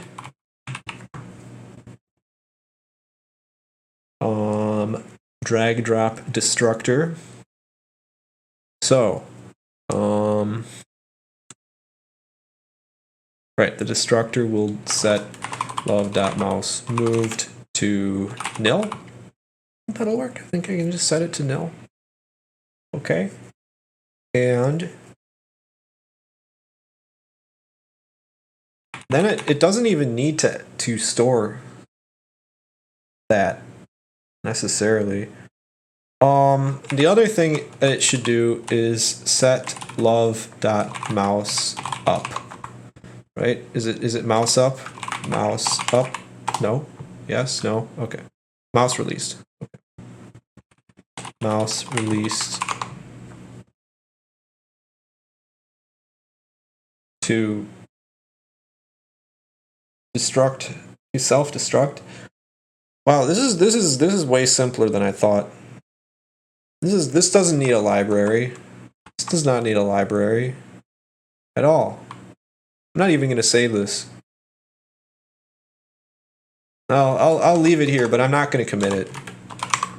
I am not going to commit it. I'm just going to do this. So in the editor constructor, we'll do this. Love.mouse pressed. Right, okay. To,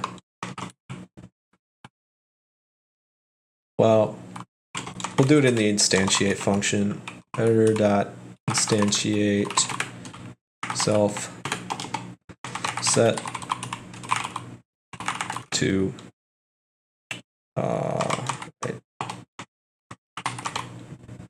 self colon. I don't even need to do that. I don't even need to do that. We're just going to edit the wrapper. Yeah. Yeah, the wrapper's already calling it. Okay. That's good. Yep. You just have to add mouse moved to the wrapper and mouse released. Okay.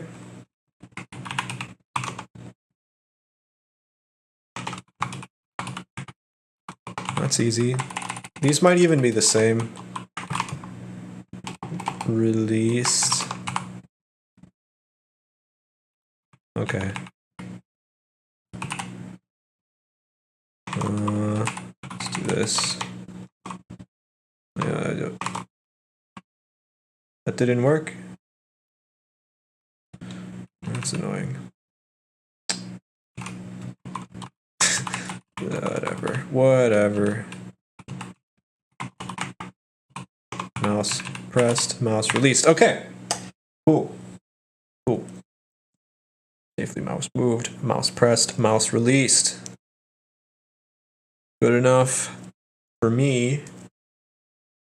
Now, what are these going to do? Here's mouse pressed.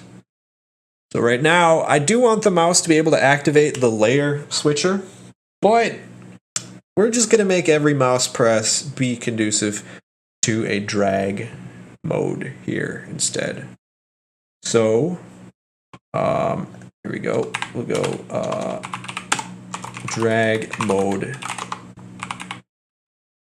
Well, I understand that this line of code does nothing, drag mode nil, but it just helps with my reasoning, okay? So, mouse press XY, right? And mouse released and mouse moved. Now, does mouse released give an X and Y? I assume it does, actually, but yeah, it does. Just curious. So, I could add a right-click menu or something, too, eventually. You know, I am going to create like a sort of menu UI system. I think when I'm off of stream, I'm going to go read about Love2D's existing sort of systems for the same thing, to be honest. But, okay. So, we go when, what did I call it? Drag mode? Yeah, drag mode. Okay. Right.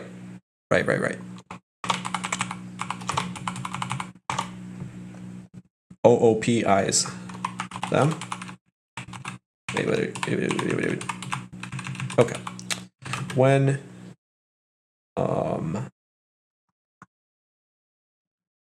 self.drag mode. So it will be self.drag mode, set self.drag mode to table type scroll. Wait, what am I doing? I'm writing Lua. No. Okay, type is scroll. So the drag mode type is scroll, and we'll do actually this start will be at this point, back to XY. Okay, now when we'll do instead a case self.drag mode. First case is that it is scroll mode, in which case we will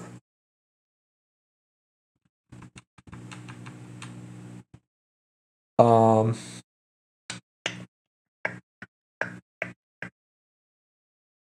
should I do this? What's the best way of doing this? Because it needs to know two things. It needs to know the initial mouse position and the initial scroll, or it can know how much each individual mouse movement was, and it can simply adjust scroll by that amount, right? So I'll do it that way, actually. I'll do last pose, right? So in self.drag mode, scroll, do first set last pose to back to XY. Okay, good. And second, set self dot scroll. Is it just called scroll? Scroll, yep. Set self dot scroll to plus self dot scroll minus self.drag mode.last pose, and the back to X and Y. I think that I have it backwards, but we'll see. And then when the mouse is released, dot drag mode nil, or empty. No, nil's fine. Okay. Self.drag mode.type. So we will actually do this. Type nil. Well, it can index an empty table. That's fine. So drag mode is an empty table. Okay. That's fine. Type nil. Okay. And type scroll. Just type scroll. the last pose to that, and oh.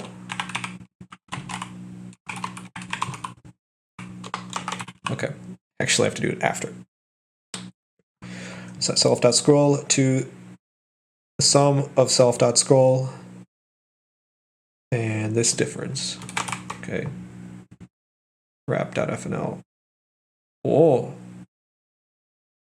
Oh, see, and it doesn't even work with this. Like, it's so pointless, man. Oh. Wait, what?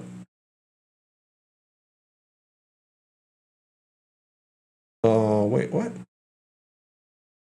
Oh, right.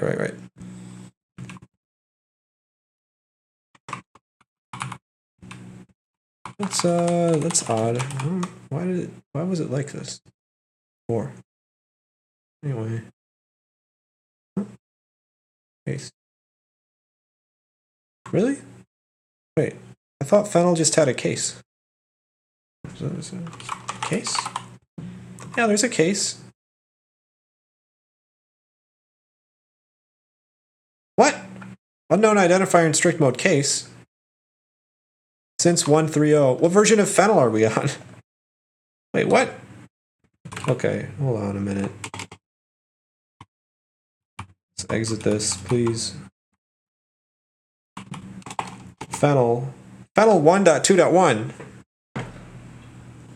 Oh, okay, all right. We need to upgrade Fennel, guys. We should upgrade Fennel. So let's get it. Here's Fennel. I'm gonna put it right into. I have a lot of stuff here. I have a lot of stuff here. Oh, wait. Okay. Why is it not showing me any other files? Here we go. Yeah, okay. Fennel. What's fennel.lua? I need to look at what's going on. Game dev derp. I went too far. Stream. Right, this is all I need. Lib. So there's Fennel and there's fennel.lua. Fennel.lua is all this. It's literally the same thing but without the first line, isn't it? Compared to this, which is just, yeah. Wait, no, they're not exactly the same. I don't even know what fennel.lua is. Is this just what is called in the main? All right. Require lib.fennel.install, blah, blah, blah. Okay. So I can overwrite Fennel here to upgrade it. But then, like,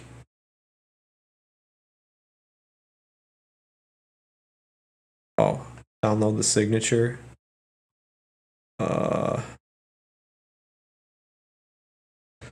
Yeah, I suppose I should. I shouldn't just, like, run it without verifying it.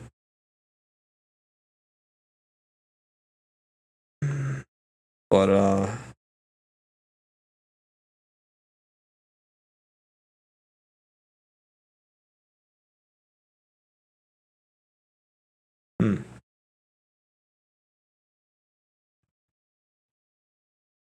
So, from where does it get fennel.lua?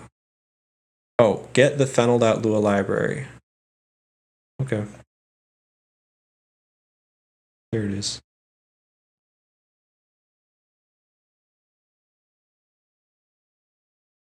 Jeez.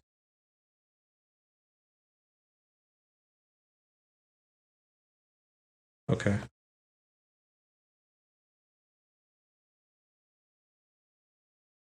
Oh, just put the folder in there, whatever. Replace. Okay, I have upgraded Fennel. So what does that do? It does a lot of stuff. Let's just see if it runs still. Yeah, it still runs. Okay. Upgraded Fennel to 1.3.0. Alright, cool. Now I have access to the case because I don't feel like writing a big chain of if-else's. And I don't feel like you want to see me do that either. So close these. Now, do we get scroll? Holy cow. Yeah, it is backwards, but it does just work. It literally just works. I don't know why I thought that drag and drop code would be like complicated.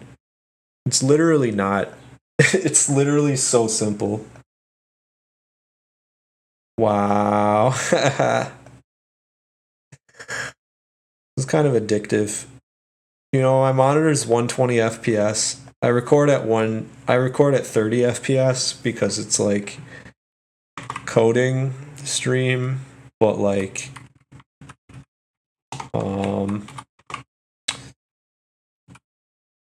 anyway.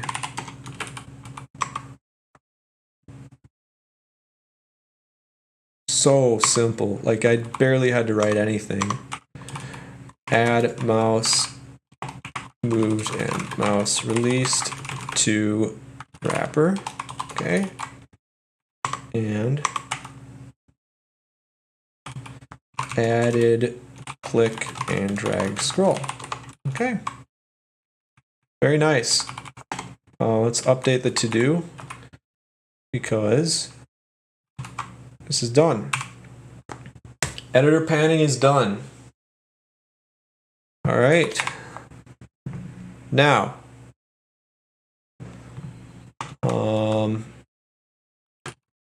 yep. I'm gonna make that part of that to-do commit. Why not? And we're gonna reword it to editor. All right. Let's look at our git log. Here's our git log. All right. So, should I go for it? I'm gonna add zoom to the editor too, because I feel like I'm on a roll here. So, right now, you can record at 24 and be cinematic. Yeah, yeah, it's 24. 24 would be more cinematic. You're right. Yeah, I'm gonna have my cinematic coding. No, I'm gonna switch it to 60 FPS because it's like a little more satisfying to watch, I think. You know, and hopefully, I don't know, my computer's not like burning hot, but yeah, man, at least it won't be like Zelda Ocarina of Time running at 20 FPS. So, and people still love that game, you know, so I don't know. But that's extra cinematic, you know, 20. The most cinematic is just a still image. So,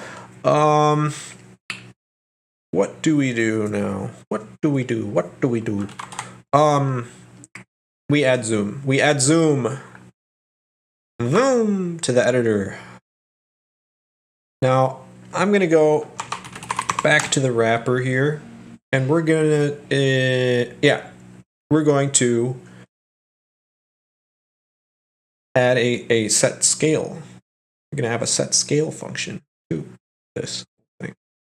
I wish that this had like a spread operator. This doesn't have a spread operator, right? Fennel, spread. No, it doesn't have a spread operator.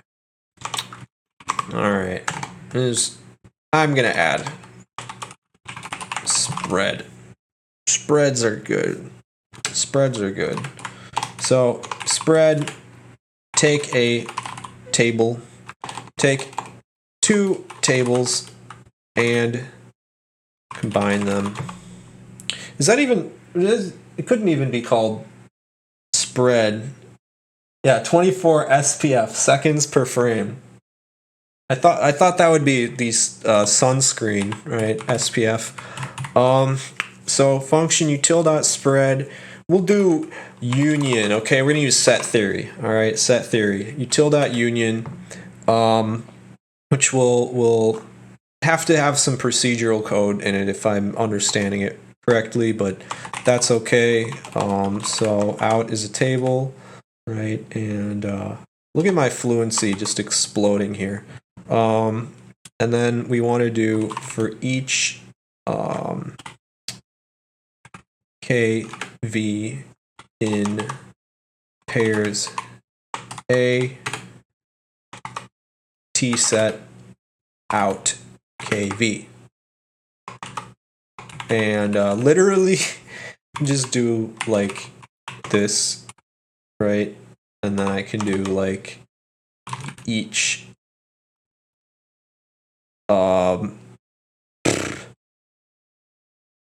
each table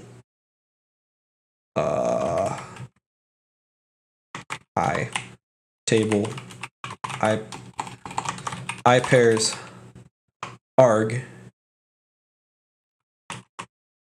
For each one of those, set iterate over the pairs of the table. Okay, take any number of tables and combine them. Wow, that's simple. I think that's simple. Let's see if it's simple. Let's run it. Let's run it. So we're gonna print, okay, util dot union of a1 b2 and c3 d4. Okay, let's see if it works. Okay, so it's got issue. Add argument 1 to pairs. Table expected got string. Okay. So what's the problem? Got a string. What kind of string is that? What? Wait, what? What kind of... What? Okay. What kind of string are we looking at here? A dot? It's a dot? No. What?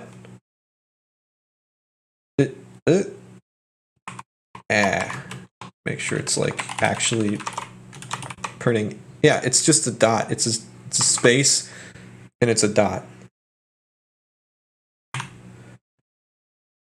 What the heck? What? Wait, why is it giving? Why is the table just a space and a dot? Like, excuse me? It's okay. This is gonna print table. Okay, good. Right? What about arg? It's gonna say arg is a table, right? And pp arg. It's going to give me. Okay. Oh, what? Wait. -2 love -1 embedded boot.lua 1 is dot. What the heck? What the heck, man? So arg is not what I think it is. Arg is the arguments that this program was called with, or something like that. It's not. Arg is a global, that is the arguments that this program was called with. It is not the spread operator. This is why I hate the Lua documentation sometimes. So I was looking at section 5.2, which is confusing because there's a Lua version called 5.2 as well. But it is what it is. And we're looking at this, right? And it says,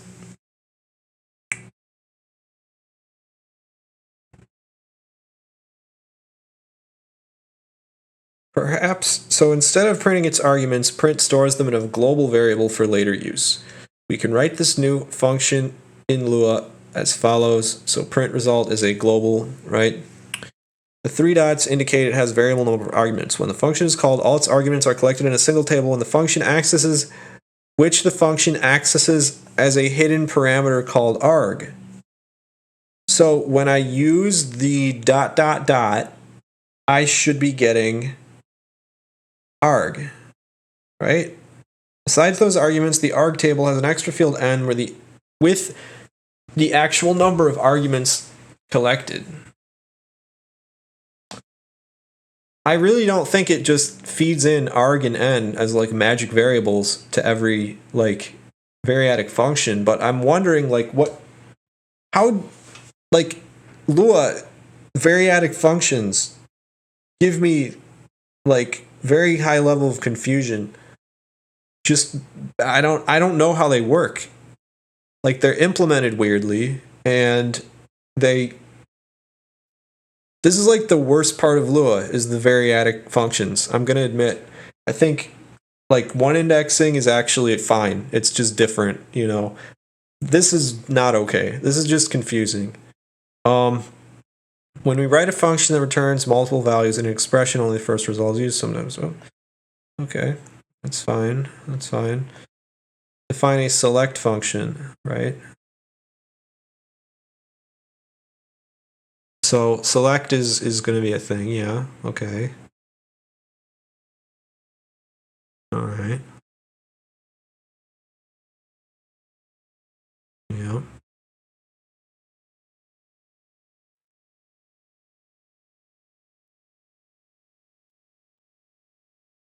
Yep. So there is actually an arg. There is actually an arg.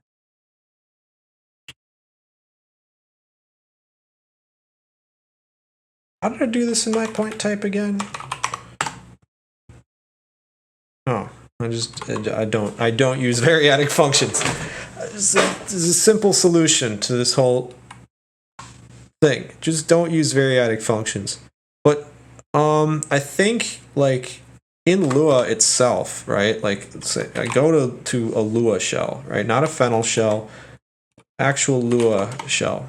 Okay?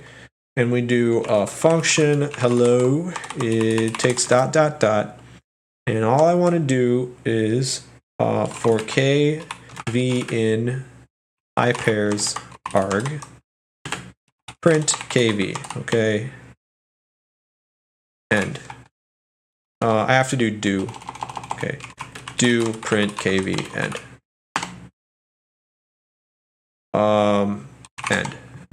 End of the function. Okay, so hello 1 2 doesn't do anything. It doesn't do anything.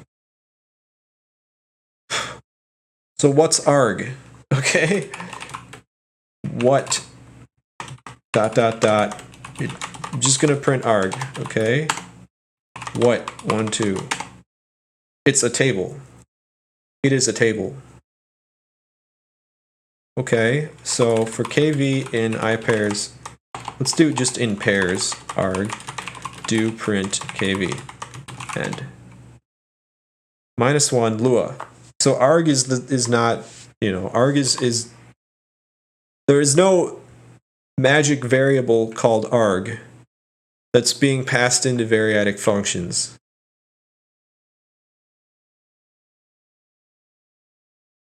Wait, this first edition was written for Lua 5.0.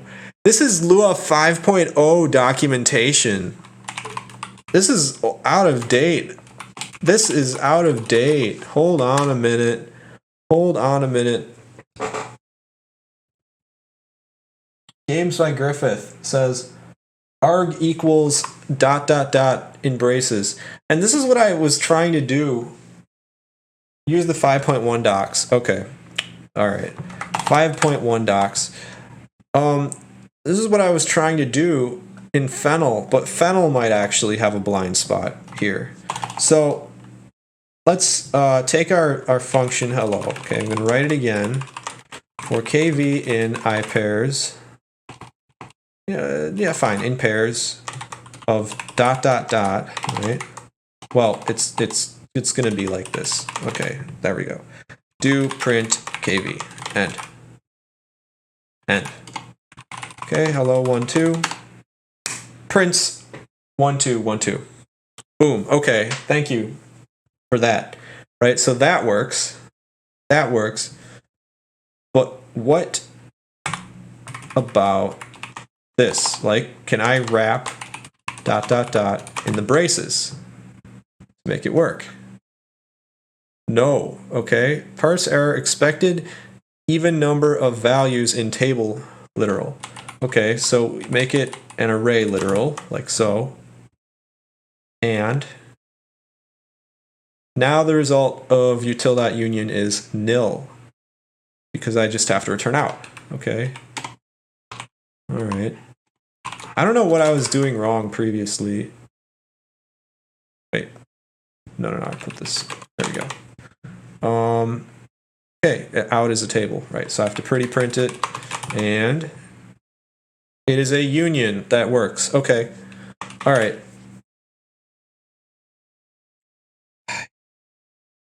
Some things. So, now I finally understand the variadics. I'm not going to complain about them. Lua's variadics are fine, okay?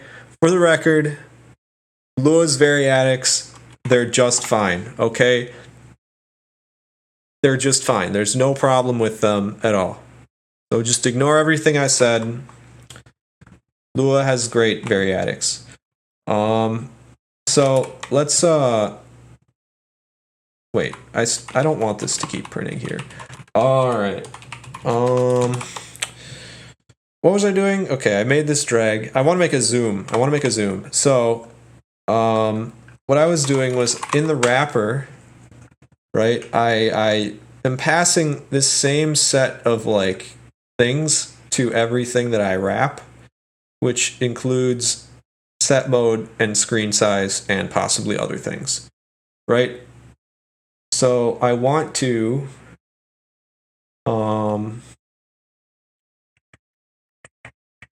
create like an argument table, you know, just an argument table after screen size and set mode are like a thing already. So we'll do this. Set what's this little gear here? Shield mode. I don't know what that is. I'm gonna do followers only chat for it can only be temporary. That's fun. That is funny. I'm setting it to followers only because I need followers, guys. I need followers. So give me a follow. Give me a follow. Wait a minute. No, that's the wrong mode. Hold on a minute. Now nobody can chat because nobody will have followed me for 3 months. Right. 0 minutes. Boom. Okay. Follow me, you can chat immediately. No waiting around. Follow me, you can chat immediately. Easy. Easy peasy. Commodore 256 just followed me. Thank you for the follow. All right. So we are going to do set the I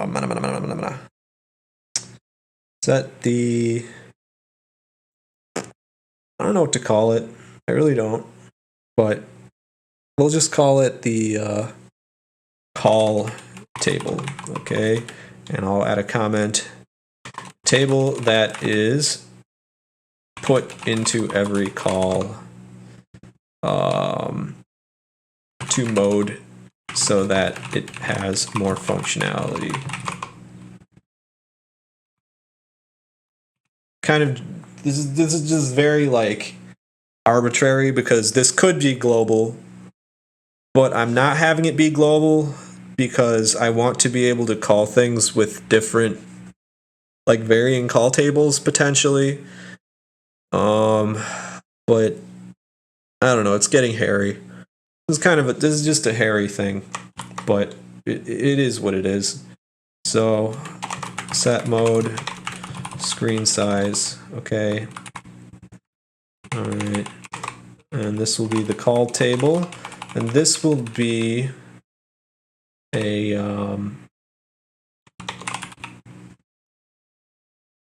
what do you think of ChatGPT? I think it's cool. It has a lot of flaws. Let me finish writing this, and I'll give you my take on ChatGPT here. Util.union of this table with the call table. Okay. Make sure it's still working. Not working. Oh yeah, not set. Not set, it's local. Unknown identifier util. Okay. For whatever reason in the wrapper I have to use like that _G. But yeah, this is not quite working. This is something's up here. Well, I'll answer your question. What do I think of ChatGPT? So you learn how ChatGPT works. And once you understand how it works and its problems, it's a little bit silly. See, these chat things, their problem is they don't understand context properly. So, like, if I'm talking to my mom, I know how to talk to my mom, right? You know, it's Mother's Day. It's a good example. I know how to talk to my mom in a way that's going to be pleasant. It's going to work, whatever. And I know how to also, like, you know, literally any other context, like writing code. It's a different context, right? Or like watching TV. I know that the people talking on the TV are just inside of a TV. They don't like count. Like, I'm not going to start just like trying to talk to them, right? And like right now, ChatGPT and these AIs, the problem with them is that they don't understand. So like if you tell them to write a story where there's like, oh, there's people that were talking about this and that on TV, it'll just start like writing like, oh, and then the newscaster stepped out of the TV and started like talking to, you know, started doing this or that, like, or, you know, it's like this like Willy Wonka type, you know, way of thinking. It doesn't understand context. It doesn't understand the like boundaries of reality the way that a real like intelligence would. And maybe this is something that they'll solve. Like maybe this is just another like hurdle. But like right now, these predictive like GPT models, they're fine when you like specialize them to one context. But they do not understand like multiple contexts. They simply don't. They can't like context switch. They have a severe shortcoming. Definitely. So all right. So you know, I hesitate to even call them intelligent. Honestly, this is the worst it will get. Yeah, definitely. It's gonna get better. It's gonna get better. That, you know, and I do think that they will be able to replace things that to a really great extent. Like say you have like a remote worker who is in Slack, right? And they have access to the code base and access to the internet, right? So all of the things, all of the aspects of their job are connected to doing what exactly? You know, just completing tasks that are being defined and assigned through like comprehensible like text things.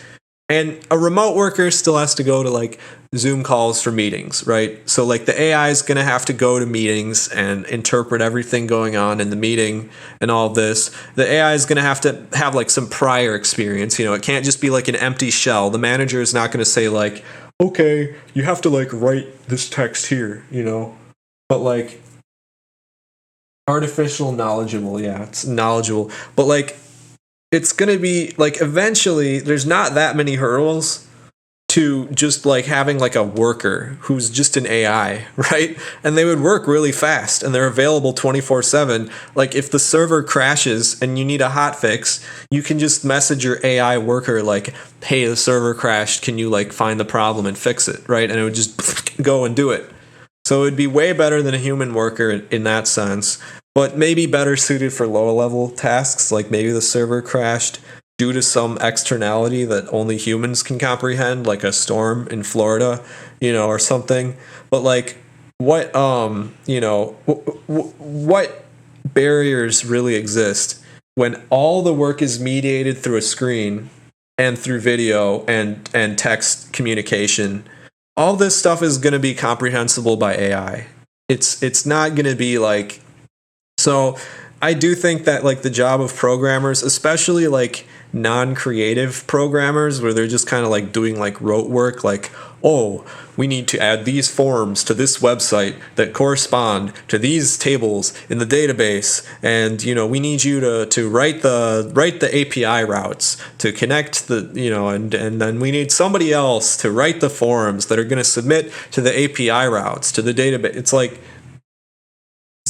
that's probably the people that do that already would be very wise to use like Copilot or something, but like that stuff is all going away. Like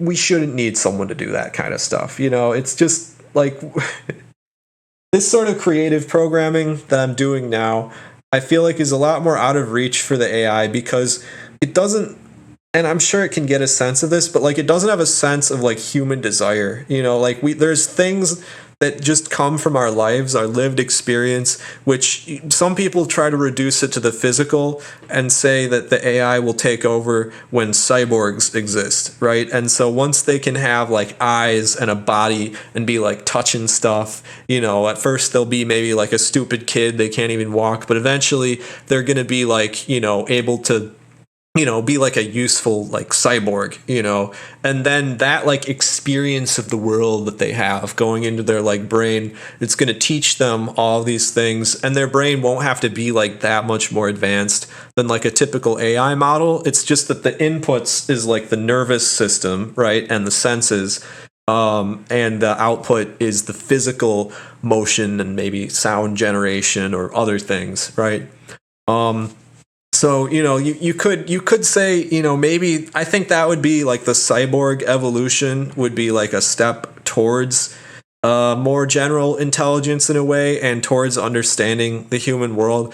But even still, like there's just the fundamental nature of the organic chemical mind.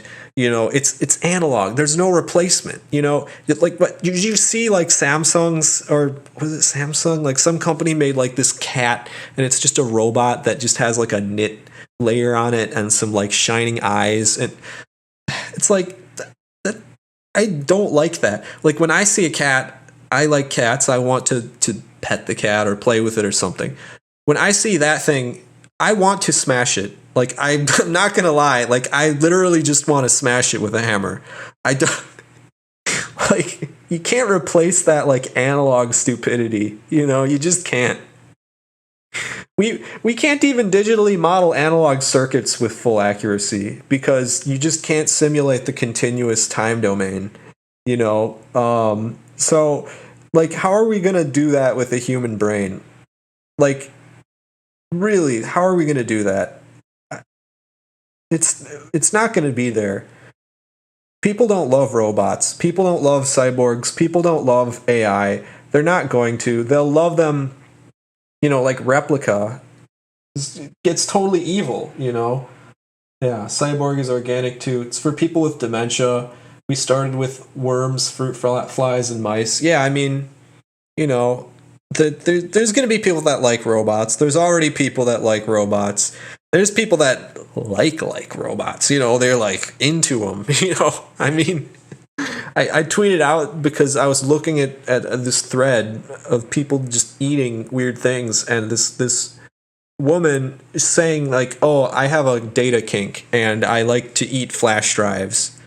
And collect them afterwards. I think she was just joking about it, but like not like entirely joking. You know what I mean? Like there's people that are like into this stuff.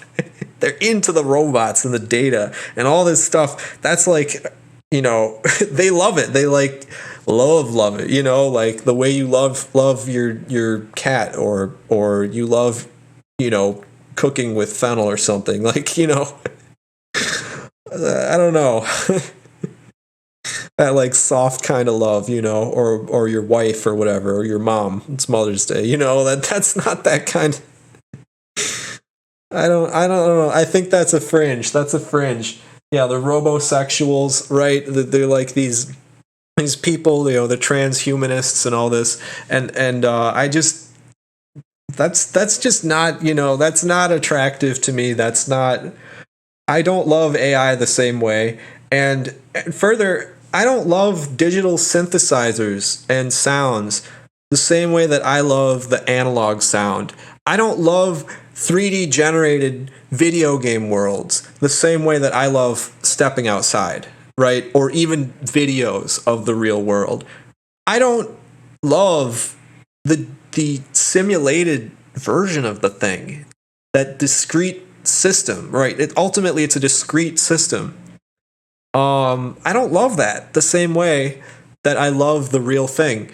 And you know, of course, the simulated one gets like accentuated. You know, like if you have like human beings, you know, human women have their breasts however big, and they'll accentuate them, whatever, come in all sizes. But you know, like the AI is going to have the huge breasts if that's what its purpose is to be. You know, they'll probably blow up like balloons or something, and that's how it's going to be. It's always going to be this accentuated sort of fantasy where like the simulation of the thing becomes more stimulating, right, and better at being what it's supposed to be in the eye of the beholder for like a particular purpose.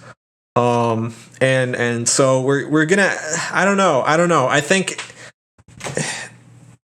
it's just that human stupidity is irreplaceable. Yeah, hyperrealism. Yeah, hyperrealism. I don't like hyperrealism either. Human stupidity, it's unique, it's irreplaceable. You know, and you know, I love people who have mental issues. I don't always like to be around them. You know, sometimes it's hard. They need help or whatever. I love people who have mental issues, the deviants, eccentrics, autistics, schizophrenics, and nerds and obsessive people and all this stuff. I just absolutely love it because I feel like the computer will never be able to be that. Like it can try, you know? Like the computer can be the mentally healthy person, right? Mentally healthy in terms of like an institutional sense, like according to like, you know, like according to all the sociology and doctors and all this stuff, we have decided this is what is healthy. The computer can be that, okay?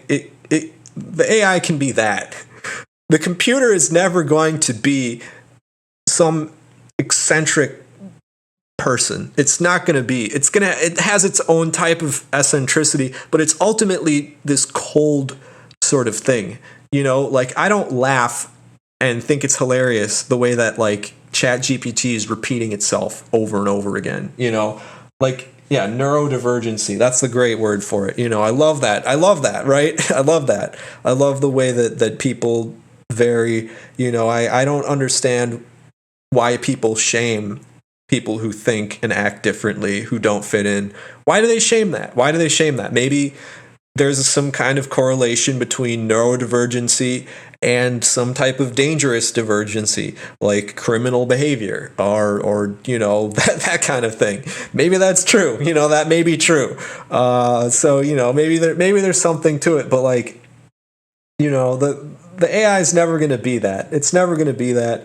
And you know, yeah, vinyl analog filmmaking, right. And the thing is, a human being's existence is something fundamentally open-ended, right? It's what do you want to be when you grow up? You can be whatever you want to be. And in a way, you have your lottery, your genetic lottery, or you know, your local conditions. You're born this place, this time, and you've got access to these things in your life, right? But it's something open ended. You're kind of deciding your destiny, and there's people that believe in free will, right? I'm ambivalent about the notion of free will. I think it's a misconceived notion. But the fact that so many people believe in free will is you know, it shows that there's something there that's fundamentally, you know, we have to think about that as people. Like, what, you know, when we build an AI, it's going to exist in a context for a purpose, right? Like, we're not just going to have cyborgs roaming the streets that are just like, oh, you know, I'm going to go apply and work at McDonald's, you know, like that. No, it's not going to happen, right? I mean, no, the cyborgs will be built maybe by a contractor or by the McDonald's corporation, you know, for a particular purpose, right? It's going to be good at flipping burgers. It's not going to have free will. It's not going to reproduce. Cat is stepping on my keyboard here. You know, it's going to be manufactured. It's not going to reproduce. Oh, sorry, kitty.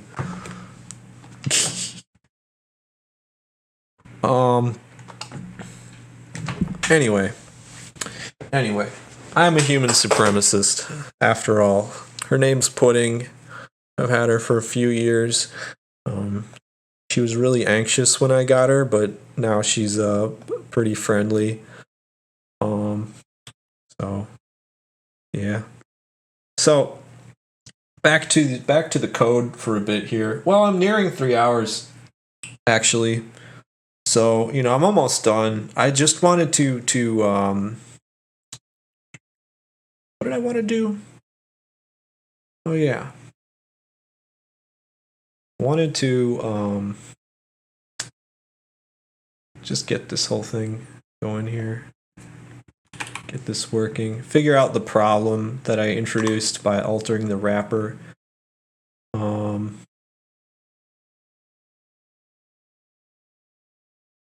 There really shouldn't be a problem from altering the wrapper in this way. How old is she? I don't know. Okay, I'm getting a phone. You know what? I'm gonna call it for today. I have external obligations. I hate to leave work and features undone. So I'm gonna just commit them and try to close things out. Yeah, have a good one, Commodore. I hope to see you next time. I may do this tomorrow, but I definitely am gonna have a firm schedule of Tuesday, Thursday, Friday,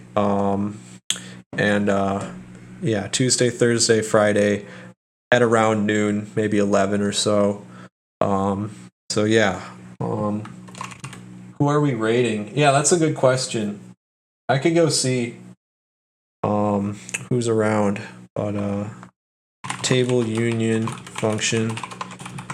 You know, raid, because if I raid somebody with my 3 viewers, it'll still notify them and they'll just be like, "Oh, who's that?" You know, and so it's good. It's a good idea to actually do that, you know. So let's see. Who's in the game development?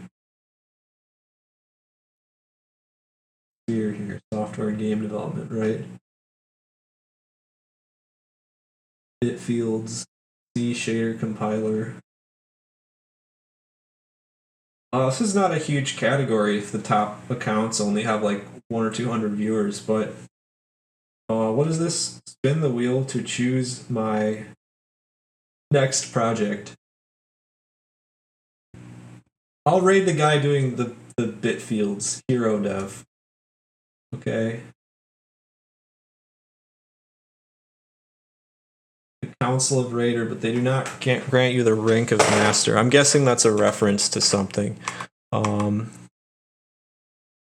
I didn't I didn't commit this part of the to-do to the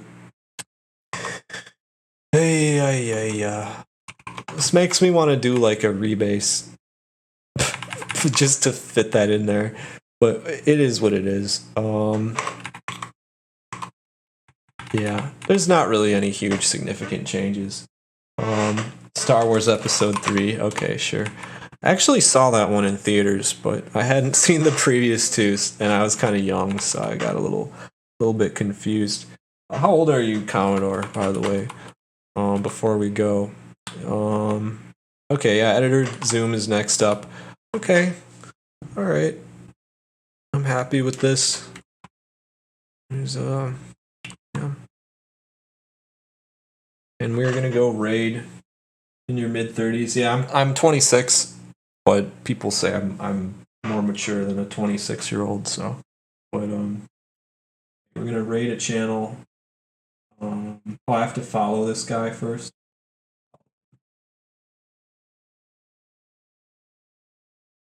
Hero dev. I don't have to follow.